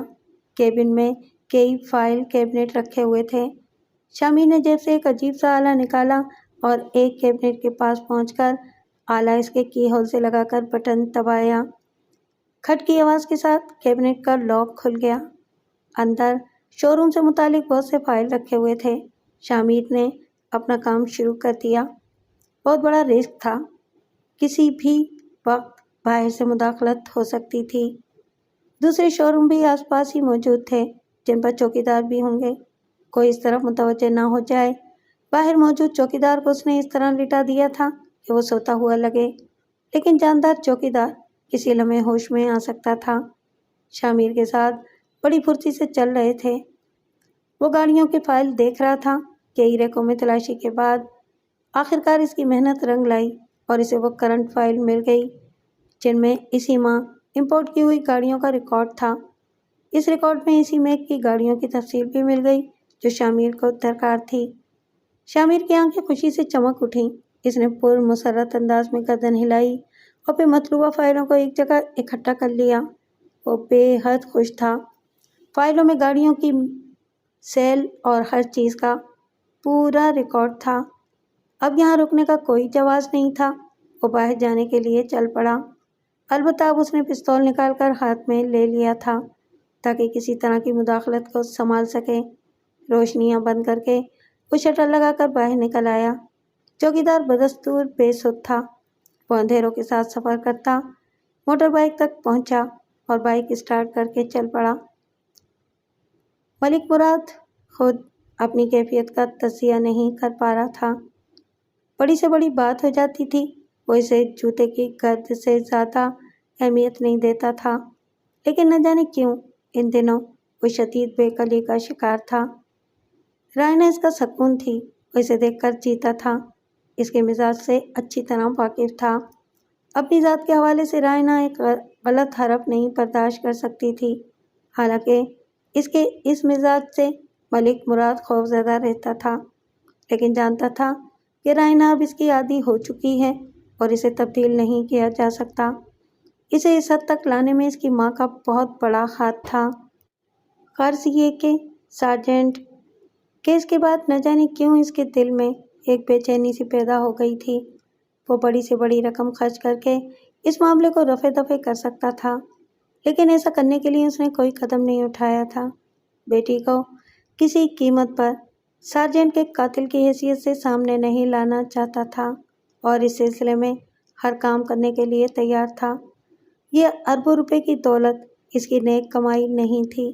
बज़ाहिर वो एक ज़बरदस्त कारोबारी की हैसियत रखता था, लेकिन दूसरा तारीख पहलू ये था कि बेशुमार कारकुन उसके लिए स्मगलिंग करते थे। मुल्क की मईशत को तबाह करने में इसने बड़े कारहाय नुमायां सर अंजाम दिए थे। इसके पाए के दूसरे लोग इसके बारे में जानते थे, लेकिन जुर्म का रिश्ता बहुत मजबूत होता है। सब एक दूसरे की लाज रखते हैं और मलिक मुराद तो मामूली आदमी भी नहीं था, लेकिन न जाने अंदर कौन सी चीज़ इसे बेचैन किए हुए थी। इस वक्त वो अपनी फर्म के एक शानदार ऑफिस में बैठा था। इसे कॉल मौसूल हुई। यह कॉल शोरूम के मैनेजर की थी। हाँ, क्या बात है शाकिर अली? सर, बड़ी परेशानी की खबर है। पकना पसंद करोगे? मुराद ने चिड़चिड़े लहजे में कहा। सर, शोरूम में चोरी हो गई है। क्या? कैसी चोरी? सर, जापान से इंपोर्ट की हुई कारों के फाइल चोरी हो गए हैं, मैनेजर ने कहा। सिर्फ फाइल? जी सर, सिर्फ फाइल, जबकि अंदर सेफ में 60-70 लाख कैश रकम मौजूद थी। सारे रैक पुरअसरार तरीके से खोल लिए गए थे। हालांकि वो जदीद तरीन और महफूज थे। सेफ भी आसानी से खोला जा सकता था, लेकिन इसे नहीं खोला गया। कौन से फाइल चोरी किए गए हैं? खास तौर से शिपमेंट 80-10 के फाइल, मैनेजर ने कहा और अचानक मलिक मुराद का चेहरा उतर गया। वो कई मिनट तक खामोश रहा तो मैनेजर ने कहा, हेलो, चौकीदार कहाँ मर गया था? اس نے عجیب کہانی سنائی ہے سر۔ شاکر علی، کیا تو پاگل ہو گیا ہے؟ تو مجھے کہانیاں سنائے جا رہا ہے؟ مراد ہتے سے اکھڑ گیا اور مینیجر نے بوکھلائے ہوئے لہجے میں کہا، صبح چوکیدار نے بتایا ہے کہ رات کو وہ ڈیوٹی دے رہا تھا کہ ایک بندہ اس کے پاس آیا۔ مینیجر نے چوکیدار کے بارے میں تفصیلی بات بتائی، پھر بولا، شو روم کے سارے تالے اپنی جگہ بند تھے، کوئی چیز چوری نہیں ہوئی ہے۔ مجھے تشویش ہوئی، تب میں نے ریک دیکھے جو کھلے ہوئے تھے اور وہ فائل غائب تھے۔ اور کچھ؟ سر، ان فائلوں کی گمشدگی سے بڑی پیچیدگیاں پیدا ہو جائیں گی، خاص طور سے انکم ٹیکس کے معاملات۔ Shut up! ملک مراد نے دھاڑ کر کہا اور فون بند کر دیا۔ اس کے چہرے پر سخت پریشانی نظر آ رہی تھی۔ بہت دیر تک وہ خاموش بیٹھا رہا، پھر اس نے سیل پر ایک نمبر ملایا۔ دوسری طرف سے آواز آئی تو وہ بولا، مشتاق کو فون دو، کہو مراد بول رہا ہے۔ اس نے انتظار کیا، پھر دوسری طرف سے آواز آئی، مشتاق بول رہا ہے؟ ملک صاحب جی، کہاں مر گئے تھے؟ تمہارا سیل کسی اور کے پاس کیوں تھا؟ واش روم گیا تھا ملک جی، سیل بھائی نے اٹھا لیا تھا۔ اپنا سیل اپنے پاس رکھا کرو۔ خیر سنو، ایک مشکل پیش آ گئی ہے، کچھ ایسے واقعات ہو گئے ہیں کہ مجھے پریشانی ہو گئی ہے۔ حکم کریں ملک جی۔ تم رات کو میرے پاس آ جاؤ۔ گھر پر ملک جی؟ ہاں، 9 بجے انتظار کروں گا۔ ملک مراد نے جواب سنے بغیر فون بند کر دیا۔ پھر اس نے دوبارہ کوئی نمبر ملایا اور دوسری طرف سے ڈانگے کی آواز سنائی دی تو ملک مراد بولا، ڈانگے، گھر پر ہو؟ جی مالک۔ گاڑی کھڑی ہوئی ہے؟ جی ملک جی۔ اور رائنا کہاں ہے؟ اندر کوٹھی میں ہیں۔ اندر کوٹھی میں ہیں؟ گاڑی کی چابی تمہارے پاس ہے؟ جی مالک۔ گاڑی لے کر ورک شاپ چلے جاؤ، چمن خان کو الگ لے جا کر اس سے کہو کہ گاڑی کے انجن اور چیسس نمبر گھس کر ختم کر دے۔ دوسرے نمبر تو نہیں ڈالے جا سکتے، لیکن گاڑی کے نمبروں کو گھسوا دو۔ ٹھیک ہے سر، ٹانگے نے جواب دیا اور ملک نے دوبارہ فون بند کر دیا۔ اس کے دماغ میں چرخیاں چل رہی تھیں۔ فائلوں کی چوری کافی خطرناک بات تھی، ان سے بہت سی معلومات حاصل کی جا سکتی تھیں، لیکن ان فائلوں کو اس طرح چرانے والا کون تھا؟ پولیس؟ بات سمجھ میں نہیں آتی تھی، پولیس اس انداز میں کام کہاں کرتی ہے؟ اسے وہ دونوں پولیس والے یاد آئے جن کے ساتھ اس نے کافی بدسلوکی کی تھی۔ دوسری بات یہ کہ معاملہ ایک پولیس سرجنٹ کی موت کا تھا، اس لیے بھی زیادہ تگ و دو کی جا رہی تھی، لیکن کچھ اور بھی سوچا جا سکتا تھا۔ بہت سے دشمن تھے اس کے، کوئی اور بھی کچھ کر سکتا تھا۔ ہوشیار رہنا ضروری ہے۔ تھانہ انچارج کو بھی دیکھنا ہوگا، پوری تحقیقات کرنی ہوں گی۔ کافی دیر تک وہ آنکھیں بند کیے سوچتا رہا، پھر اس نے دوبارہ سیل اٹھایا اور ایک نمبر ملایا، لیکن کچھ بولا نہیں۔ دوسری طرف سے آوازیں آ رہی تھیں، ہیلو ہیلو کہا جا رہا تھا، لیکن مراد سوچ میں ڈوبا رہا۔ اس نے کچھ لمحے توقف کیا اور پھر سیل آف کر دیا۔ شامیر کی خوش قسمتی تھی کہ اسے ساتھی بھی اعلیٰ کارکردگی کے مالک ملے تھے۔ صفورہ ذہانت اور کارکردگی میں بے مثال تھی، حالانکہ نوجوان اور نوخیز تھی، لیکن اپنی عمر سے کہیں زیادہ تجربہ کار تھی۔ پھر زمان شاہ تھا، شامیر ہی کی طرح جنونی۔ اس ٹیم کی کارکردگی بے حد شاندار تھی۔ اعلیٰ افسران جانتے تھے کہ جو بھی کیس اس کے پاس آتا ہے حل ہو جاتا ہے۔ اس بنیاد پر شامیر اور اس کی ٹیم کو بہت سی خصوصی مہارت بھی حاصل تھیں۔ شامیر کے لیے یہ کیس بھی بہت بڑا چیلنج تھا۔ الیاس خان کے قاتل نظروں کے سامنے تھے، لیکن فولادی خول میں بند۔ شامیر ہر قیمت پر یہ خول توڑنا چاہتا تھا۔ ملک مراد کے شو روم سے حاصل ہونے والے فائل بڑے کارآمد تھے۔ وہ جانتا تھا کہ ملک مراد کو فائلوں کی چوری کا علم ہو چکا ہوگا۔ اس کے بعد اس کا کیا رد عمل ہو سکتا تھا، اس کا جائزہ لینا تھا۔ خاصی معلومات کے بعد اس نے صفورہ کی ڈیوٹی ملک مراد کی بیٹی رائنا پر لگائی تھی، اور صفورہ نے امید کے مطابق بھرپور رپورٹ دی تھی۔ وہ کار صرف رائنا کے استعمال میں رہتی ہے۔ رائنا باقاعدگی سے بوربن کلب آتی ہے۔ کلب کے ممبروں سے اس کی بالکل دوستی نہیں ہے۔ وہ بد دماغ اور ناپسندیدہ لڑکی تصور کی جاتی ہے۔ عام طور سے تنہا رہتی ہے، اہم رپورٹ یہ تھی کہ اس رات جب سارجنٹ کی ہلاکت ہوئی، رائنا معمول کے مطابق کلب آئی تھی اور معمول کے مطابق وہاں سے نکلی تھی۔ وہ بہت رف ڈرائیونگ کرتی ہے۔ اس کے ساتھ ہمیشہ ایک مخصوص باڈی گارڈ ہوتا ہے جو ایک خوفناک شخصیت کا مالک ہے اور سارا وقت رانا کی کار میں بیٹھا رہتا ہے۔ شامر نے رپورٹوں کے بعد ایک نگاہ خود بھی رائنا کو دیکھنے کا فیصلہ کیا۔ کروڑ پتیوں کے اس کلب میں داخلہ ایک مشکل کام تھا، لیکن شامر نے اس کا حل بھی نکال لیا۔ تب پہلی بار اس نے اس خوبصورت قاتلہ کو دیکھا اور اس کے دل میں نفرت کا لاوا کھول اٹھا۔ یقیناً تو ماں باپ کی بگاڑی ہوئی اولاد ہے، لیکن جس طرح تو نے ایک جیتے جاگتے انسان کو موت کی نیند سلایا ہے، اس کے لیے صرف تجھ سے نفرت کی جا سکتی ہے۔ رائنا جب کلب سے باہر نکلی تو شامر بھی اٹھ گیا۔ اس نے رائنا کے 10 نمبر ٹیگ باڈی گارڈ کو بھی دیکھا جس نے اس کے لیے دروازہ کھولا تھا، اور جب کلب کے کمپاؤنڈ سے نکل کر رائنا نے کار کا ایکسیلیٹر دبایا تو شامر کو وہ رات یاد آ گئی اور اس کے دانت ایک دوسرے پر جم گئے۔ تھانے میں اس وقت صرف سمان شاہ تھا اور کسی کام میں مصروف تھا کہ کوئی اندر آ گیا۔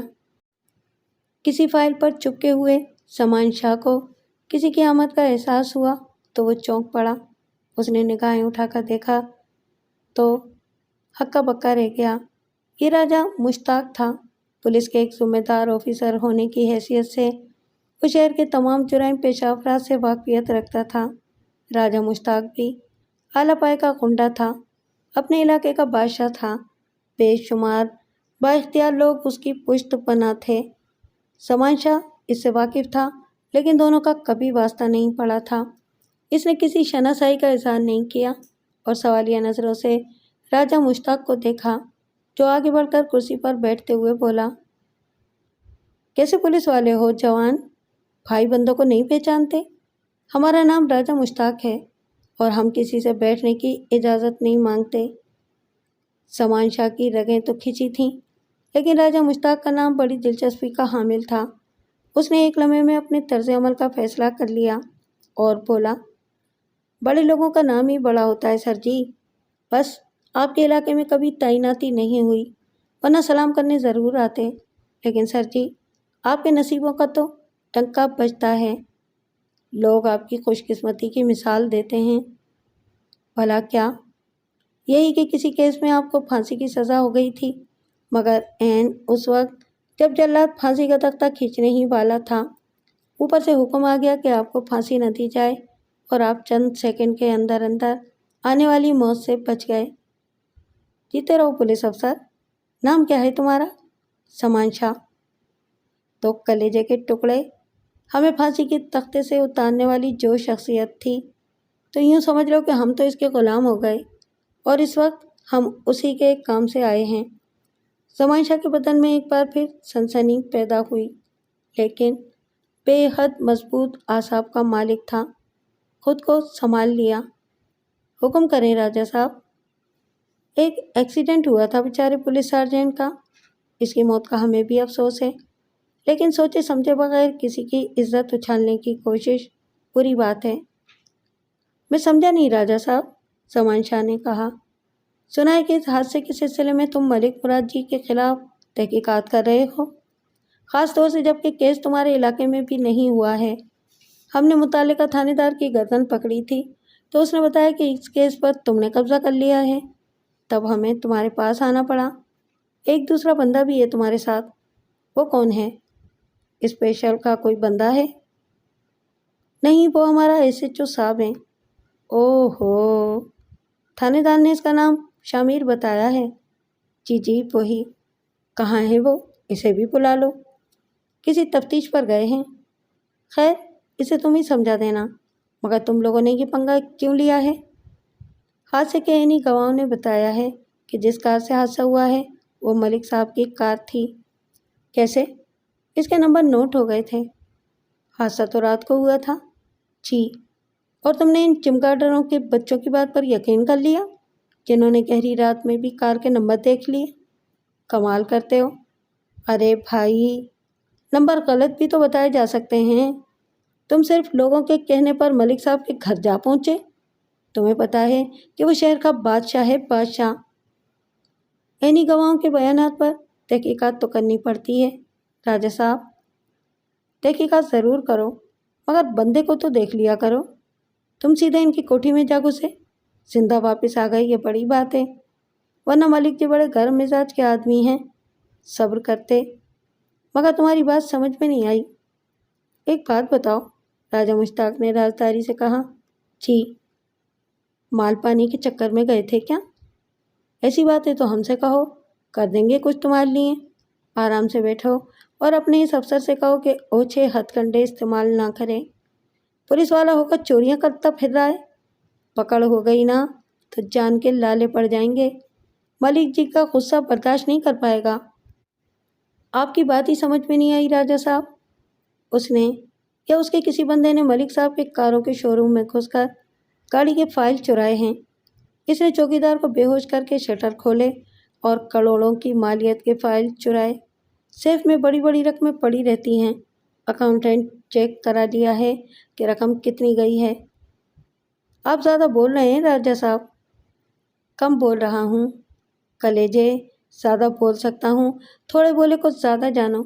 شامر کو بتاؤ کہ ملک صاحب کی ناراضگی دور کر دے، جو غلطی کر چکا ہے اس کی معافی مانگ لے، ضروری ہے۔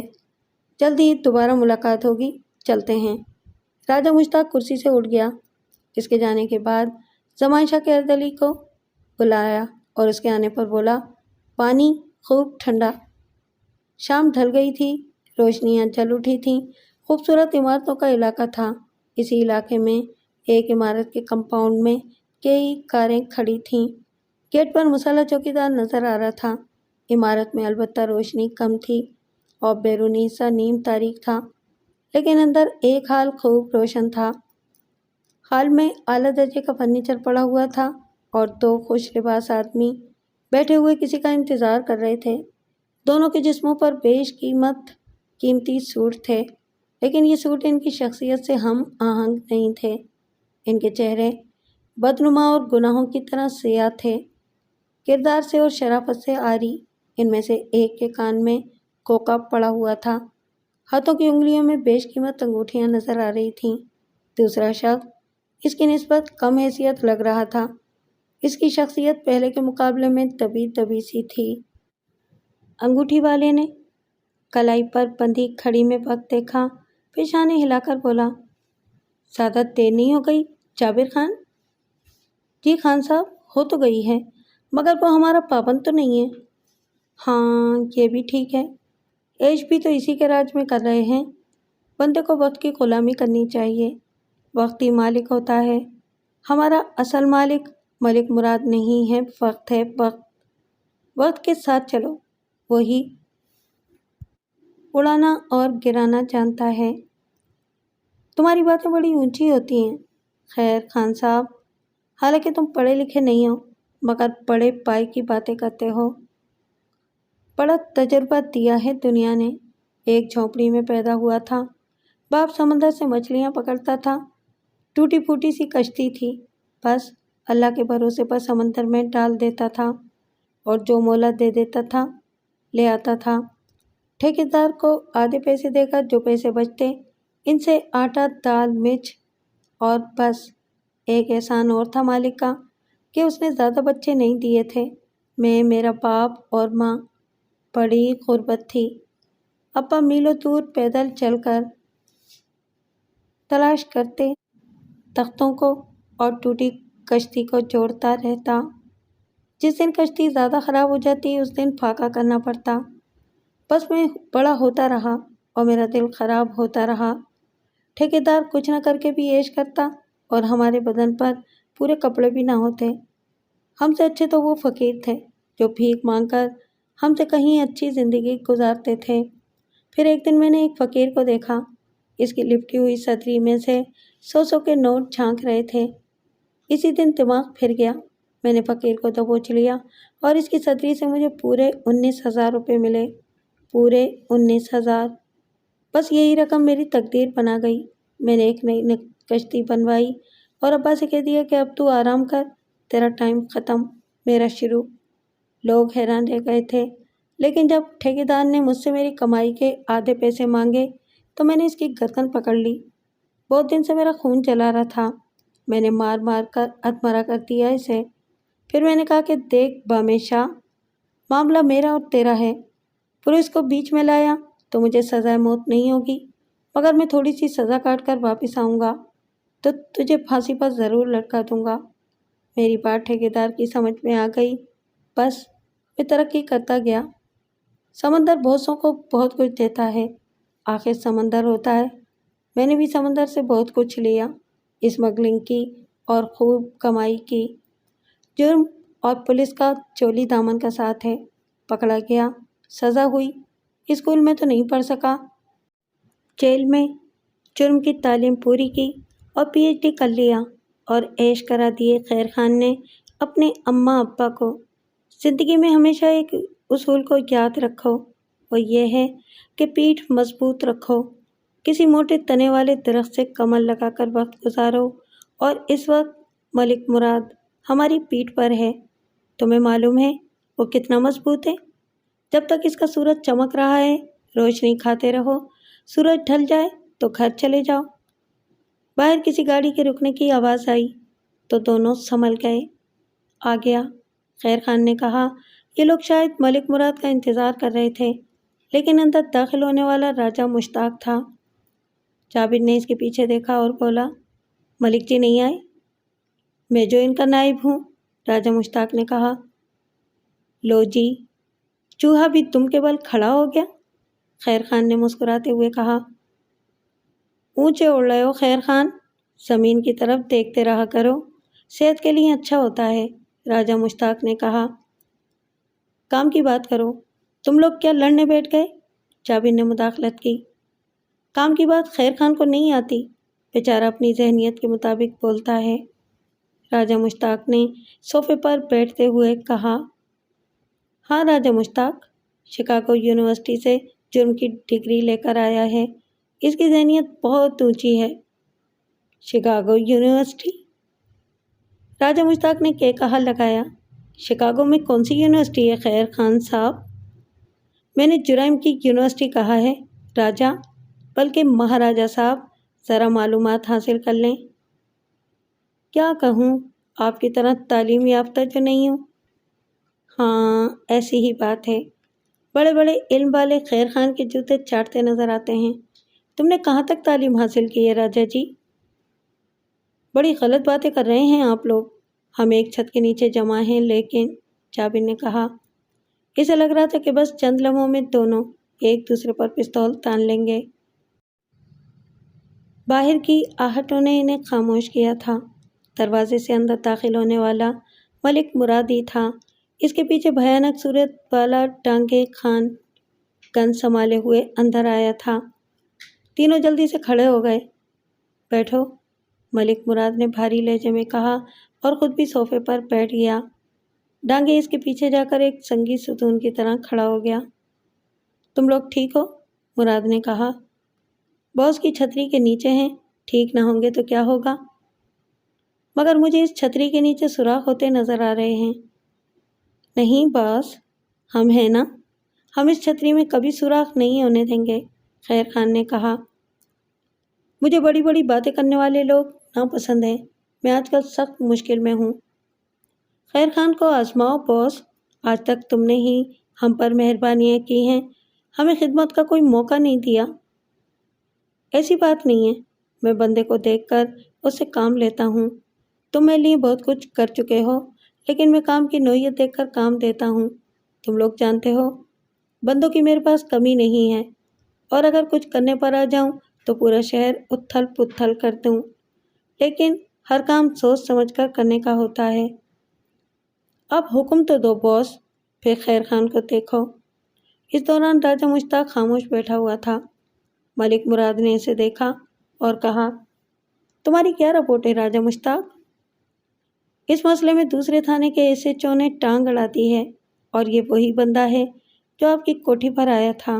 اس کے بارے میں معلوم کر چکا ہوں، خطرناک آدمی ہے، اس کا نام شامیر ہے، سانپ سے زیادہ زہریلا اور شیر سے زیادہ نٹر ہے، بس یہی تشویش کی بات ہے، وہی بغل میں گھس رہا ہے۔ ملک مراد نے بات درمیان سے کاٹ دی۔ تو بغل میں دبا کر مار دو باس۔ خیر خان پھر بول پڑا۔ لفظوں سے مت کھیلو خیر خان، وہ بہت بڑا فتنہ ہے۔ مجھے کافی تفصیلی پتہ چل رہا ہے کہ اس کے بارے میں، اسی لیے میں تشویش میں مبتلا ہوں۔ کوئی بڑی سے بڑی بات ہوتی تو پرواہ نہیں تھی، لیکن معاملہ میری بیٹی کا ہے اور میری زندگی رائنا میں ہے۔ اگر اس کے ناخن کو بھی تکلیف پہنچی تو میں اپنے ہاتھ کاٹ کر پھینک سکتا ہوں۔ اس کی نوبت نہیں آئے گی باس، شامیر بھی اکیلا تو نہیں ہوگا، اس کی زندگی بھی تو کسی میں ہوگی۔ گھٹیا بات کی ہے تم نے، کسی بھی خطرناک شخص کو جنونی نہ بناؤ، وہ قانون کے لیے کام کر رہا ہے اور ہمارے مددگار بھی ہم پر نگاہ رکھتے ہیں۔ کوئی سیدھا راستہ اختیار کرنا ہوگا۔ ایک ہی کام ہو سکتا ہے باس، سب سے آسان۔ کیا؟ تھانہ اڑا دیتے ہیں، نہ رہے گا بانس نہ بجے گی بانسری، خیر خان نے کہا۔ ابھی میں نے کہا ہے کہ ہمارے برے وقت میں کام آنے والے بھی ہم پر نگاہ رکھتے ہیں، ایسا کرنا انہیں ہم سے دور کرے گا۔ میرے خیال میں راجہ مشتاق، شامیر سے رابطہ کرو، اسے راہ راست پر لانے کی کوشش کرو۔ سارجنٹ اس کا رشتہ دار نہیں تھا، اس لیے وہ صرف اپنا فرض پورا کر رہا ہے، اسے منا لو، نہ مانا تو پھر کچھ اور سوچیں گے۔ بالکل ٹھیک ہے باس، کسی جاہل کے مشورے پر عمل کرنا اپنے پاؤں پر کلہاڑی مارنا ہے، راجہ مشتاق نے کہا، اور خیر خان بھڑک اٹھا۔ یہ چوٹ مجھ پر ہے باس، کیا مجھے ان دو کوڑی کے لوگوں کی بکواس بھی برداشت کرنی ہوگی؟ خیر خان نے خونی لہجے میں کہا۔ تمیز سے بات کیا کرو راجہ مشتاق، تم دونوں میرے لیے بے حد اہم ہو اور میں کسی کو کسی پر فوقیت نہیں دیتا۔ ہمیں ابھی تھانہ اڑانے کی ضرورت نہیں ہے خیر خان، اگر مجبوری ہوئی تو یہ بھی کر لیں گے۔ فی الحال دوسرا کھیل کھیلتے ہیں۔ تو مشتاق، تم شامیر پر فی الحال ٹورے ٹالو اور دیکھو وہ کون سی زبان بولتا ہے۔ ٹھیک ہے باس۔ ایک سوال میرے دماغ میں کھٹک رہا ہے۔ کیا؟ معافی چاہتا ہوں، آپ نے بڑے بڑے ہاتھی مارے ہیں، اس بار ایک چوہا آپ کو پریشان کر رہا ہے؟ ملک مراد اس کی شکل دیکھتا رہا، پھر مسکرا دیا۔ شادی شدہ نہیں ہو نا تم؟ اگر کسی بیٹی کے باپ ہوتے اور تمہاری بیٹی کسی خطرناک بیماری میں مبتلا ہو جاتی تو مجھ سے یہ سوال نہ کرتے۔ میں اپنا مال دولت، یہاں تک کہ عزت و آبرو کا رسک بھی لے سکتا ہوں، لیکن رائنا کے لیے کوئی رسک لینا میرے لیے ناممکن ہے۔ رائنا بی بی ہماری آنکھوں کا نور، ہمارے سر کا تاج ہے ملک صاحب، ان کی طرف ٹیڑھی آنکھ سے دیکھنے والا دوبارہ دنیا کو دیکھنے کے قابل نہیں رہے گا، خیر خان پرجوش لہجے میں بولا، اور راجہ مشتاق نے ہنسی روکنے کے لیے منہ پر ہاتھ رکھ لیا، لیکن ملک مراد نے جلال سے کہا، خیر خان، جو قدم اٹھانا ہے سوچ سمجھ کر اٹھانا ہے۔ آپ حکم دو باس، خیر خان نے کہا۔ میں نے تم لوگوں کو اس لیے بلایا کہ ہوشیار ہو جاؤ، شامیر زہریلے سانپ کی طرح چاروں طرف پھن مارتا پھر رہا ہے، وہ تم دونوں تک بھی آ سکتا ہے۔ میں نے تمہیں جو مخصوص اور محفوظ کھول دیا ہے، اس کے اندر ہو جاؤ۔ تم لوگوں کو اپنی بھی حفاظت کرنی ہوگی، اس نے میرے شو روم سے کچھ اہم فائل چوری کیے ہیں، یہ سب سے خطرناک بات ہے۔ میں یہ سوچتا ہوں کہ کہیں وہ اس رسی پر چڑھتا ہوا ہمارے کاروبار کے دہانے تک نہ پہنچے، اس لیے سخت ہوشیاری کی ضرورت ہے۔ اس سے دوستی کرنا ضروری ہے، لیکن وہ بھی بڑی ہوشیاری سے۔ کوئی خاص ہدایت باس؟ خیر خان نے پوچھا۔ میں تمہیں اشارے دیتا رہوں گا، بس اسی لیے تمہیں تکلیف دی تھی، فون بھی احتیاط سے کرنا۔ اوکے؟ اوکے اوکے باس، بے فکر رہو، خیر خان ہی بولا۔ ملک مراد اٹھ کھڑا ہوا، یہ لوگ اسے باہر تک چھوڑنے آئے تھے۔ اسٹیئرنگ ملک مراد نے ہی سنبھالا تھا اور ڈانگے پچھلی سیٹ پر بیٹھ گیا تھا۔ کار کے باہر نکلنے کے بعد راجہ مشتاق ان لوگوں کی طرف متوجہ ہوئے بغیر اپنی کار میں جا بیٹھا اور اس کی کار بھی باہر نکل گئی۔ خیر خان نے ٹھنڈی سانس لے کر کہا، جب تک ہم ایک چھتری کے نیچے بیٹھے ہیں مجبوری ہے، لیکن یہ لکھ لو، جب بھی ملک مراد کا کھیل ختم ہوا تم سب سے پہلی خبر راجہ مشتاق کی موت کی سنو گے۔ بعض کردار بے حد عزیز ہوتے ہیں، بے حد شریف النفس، بے حد ایماندار، لیکن اس جگہ نہیں جاتے ہیں جو ان کے کردار سے بالکل مختلف ہوتی ہے۔ انہی میں سے ایک زمرد جان تھا، شاندار جسامت کا مالک، ریٹائرڈ فوجی، ملک مراد کی کوٹھی کا چوکیدار تھا۔ خوبی یہ تھی کہ ملک مراد جیسے شخص کو آج تک اس سے کوئی شکایت نہیں ہوئی تھی۔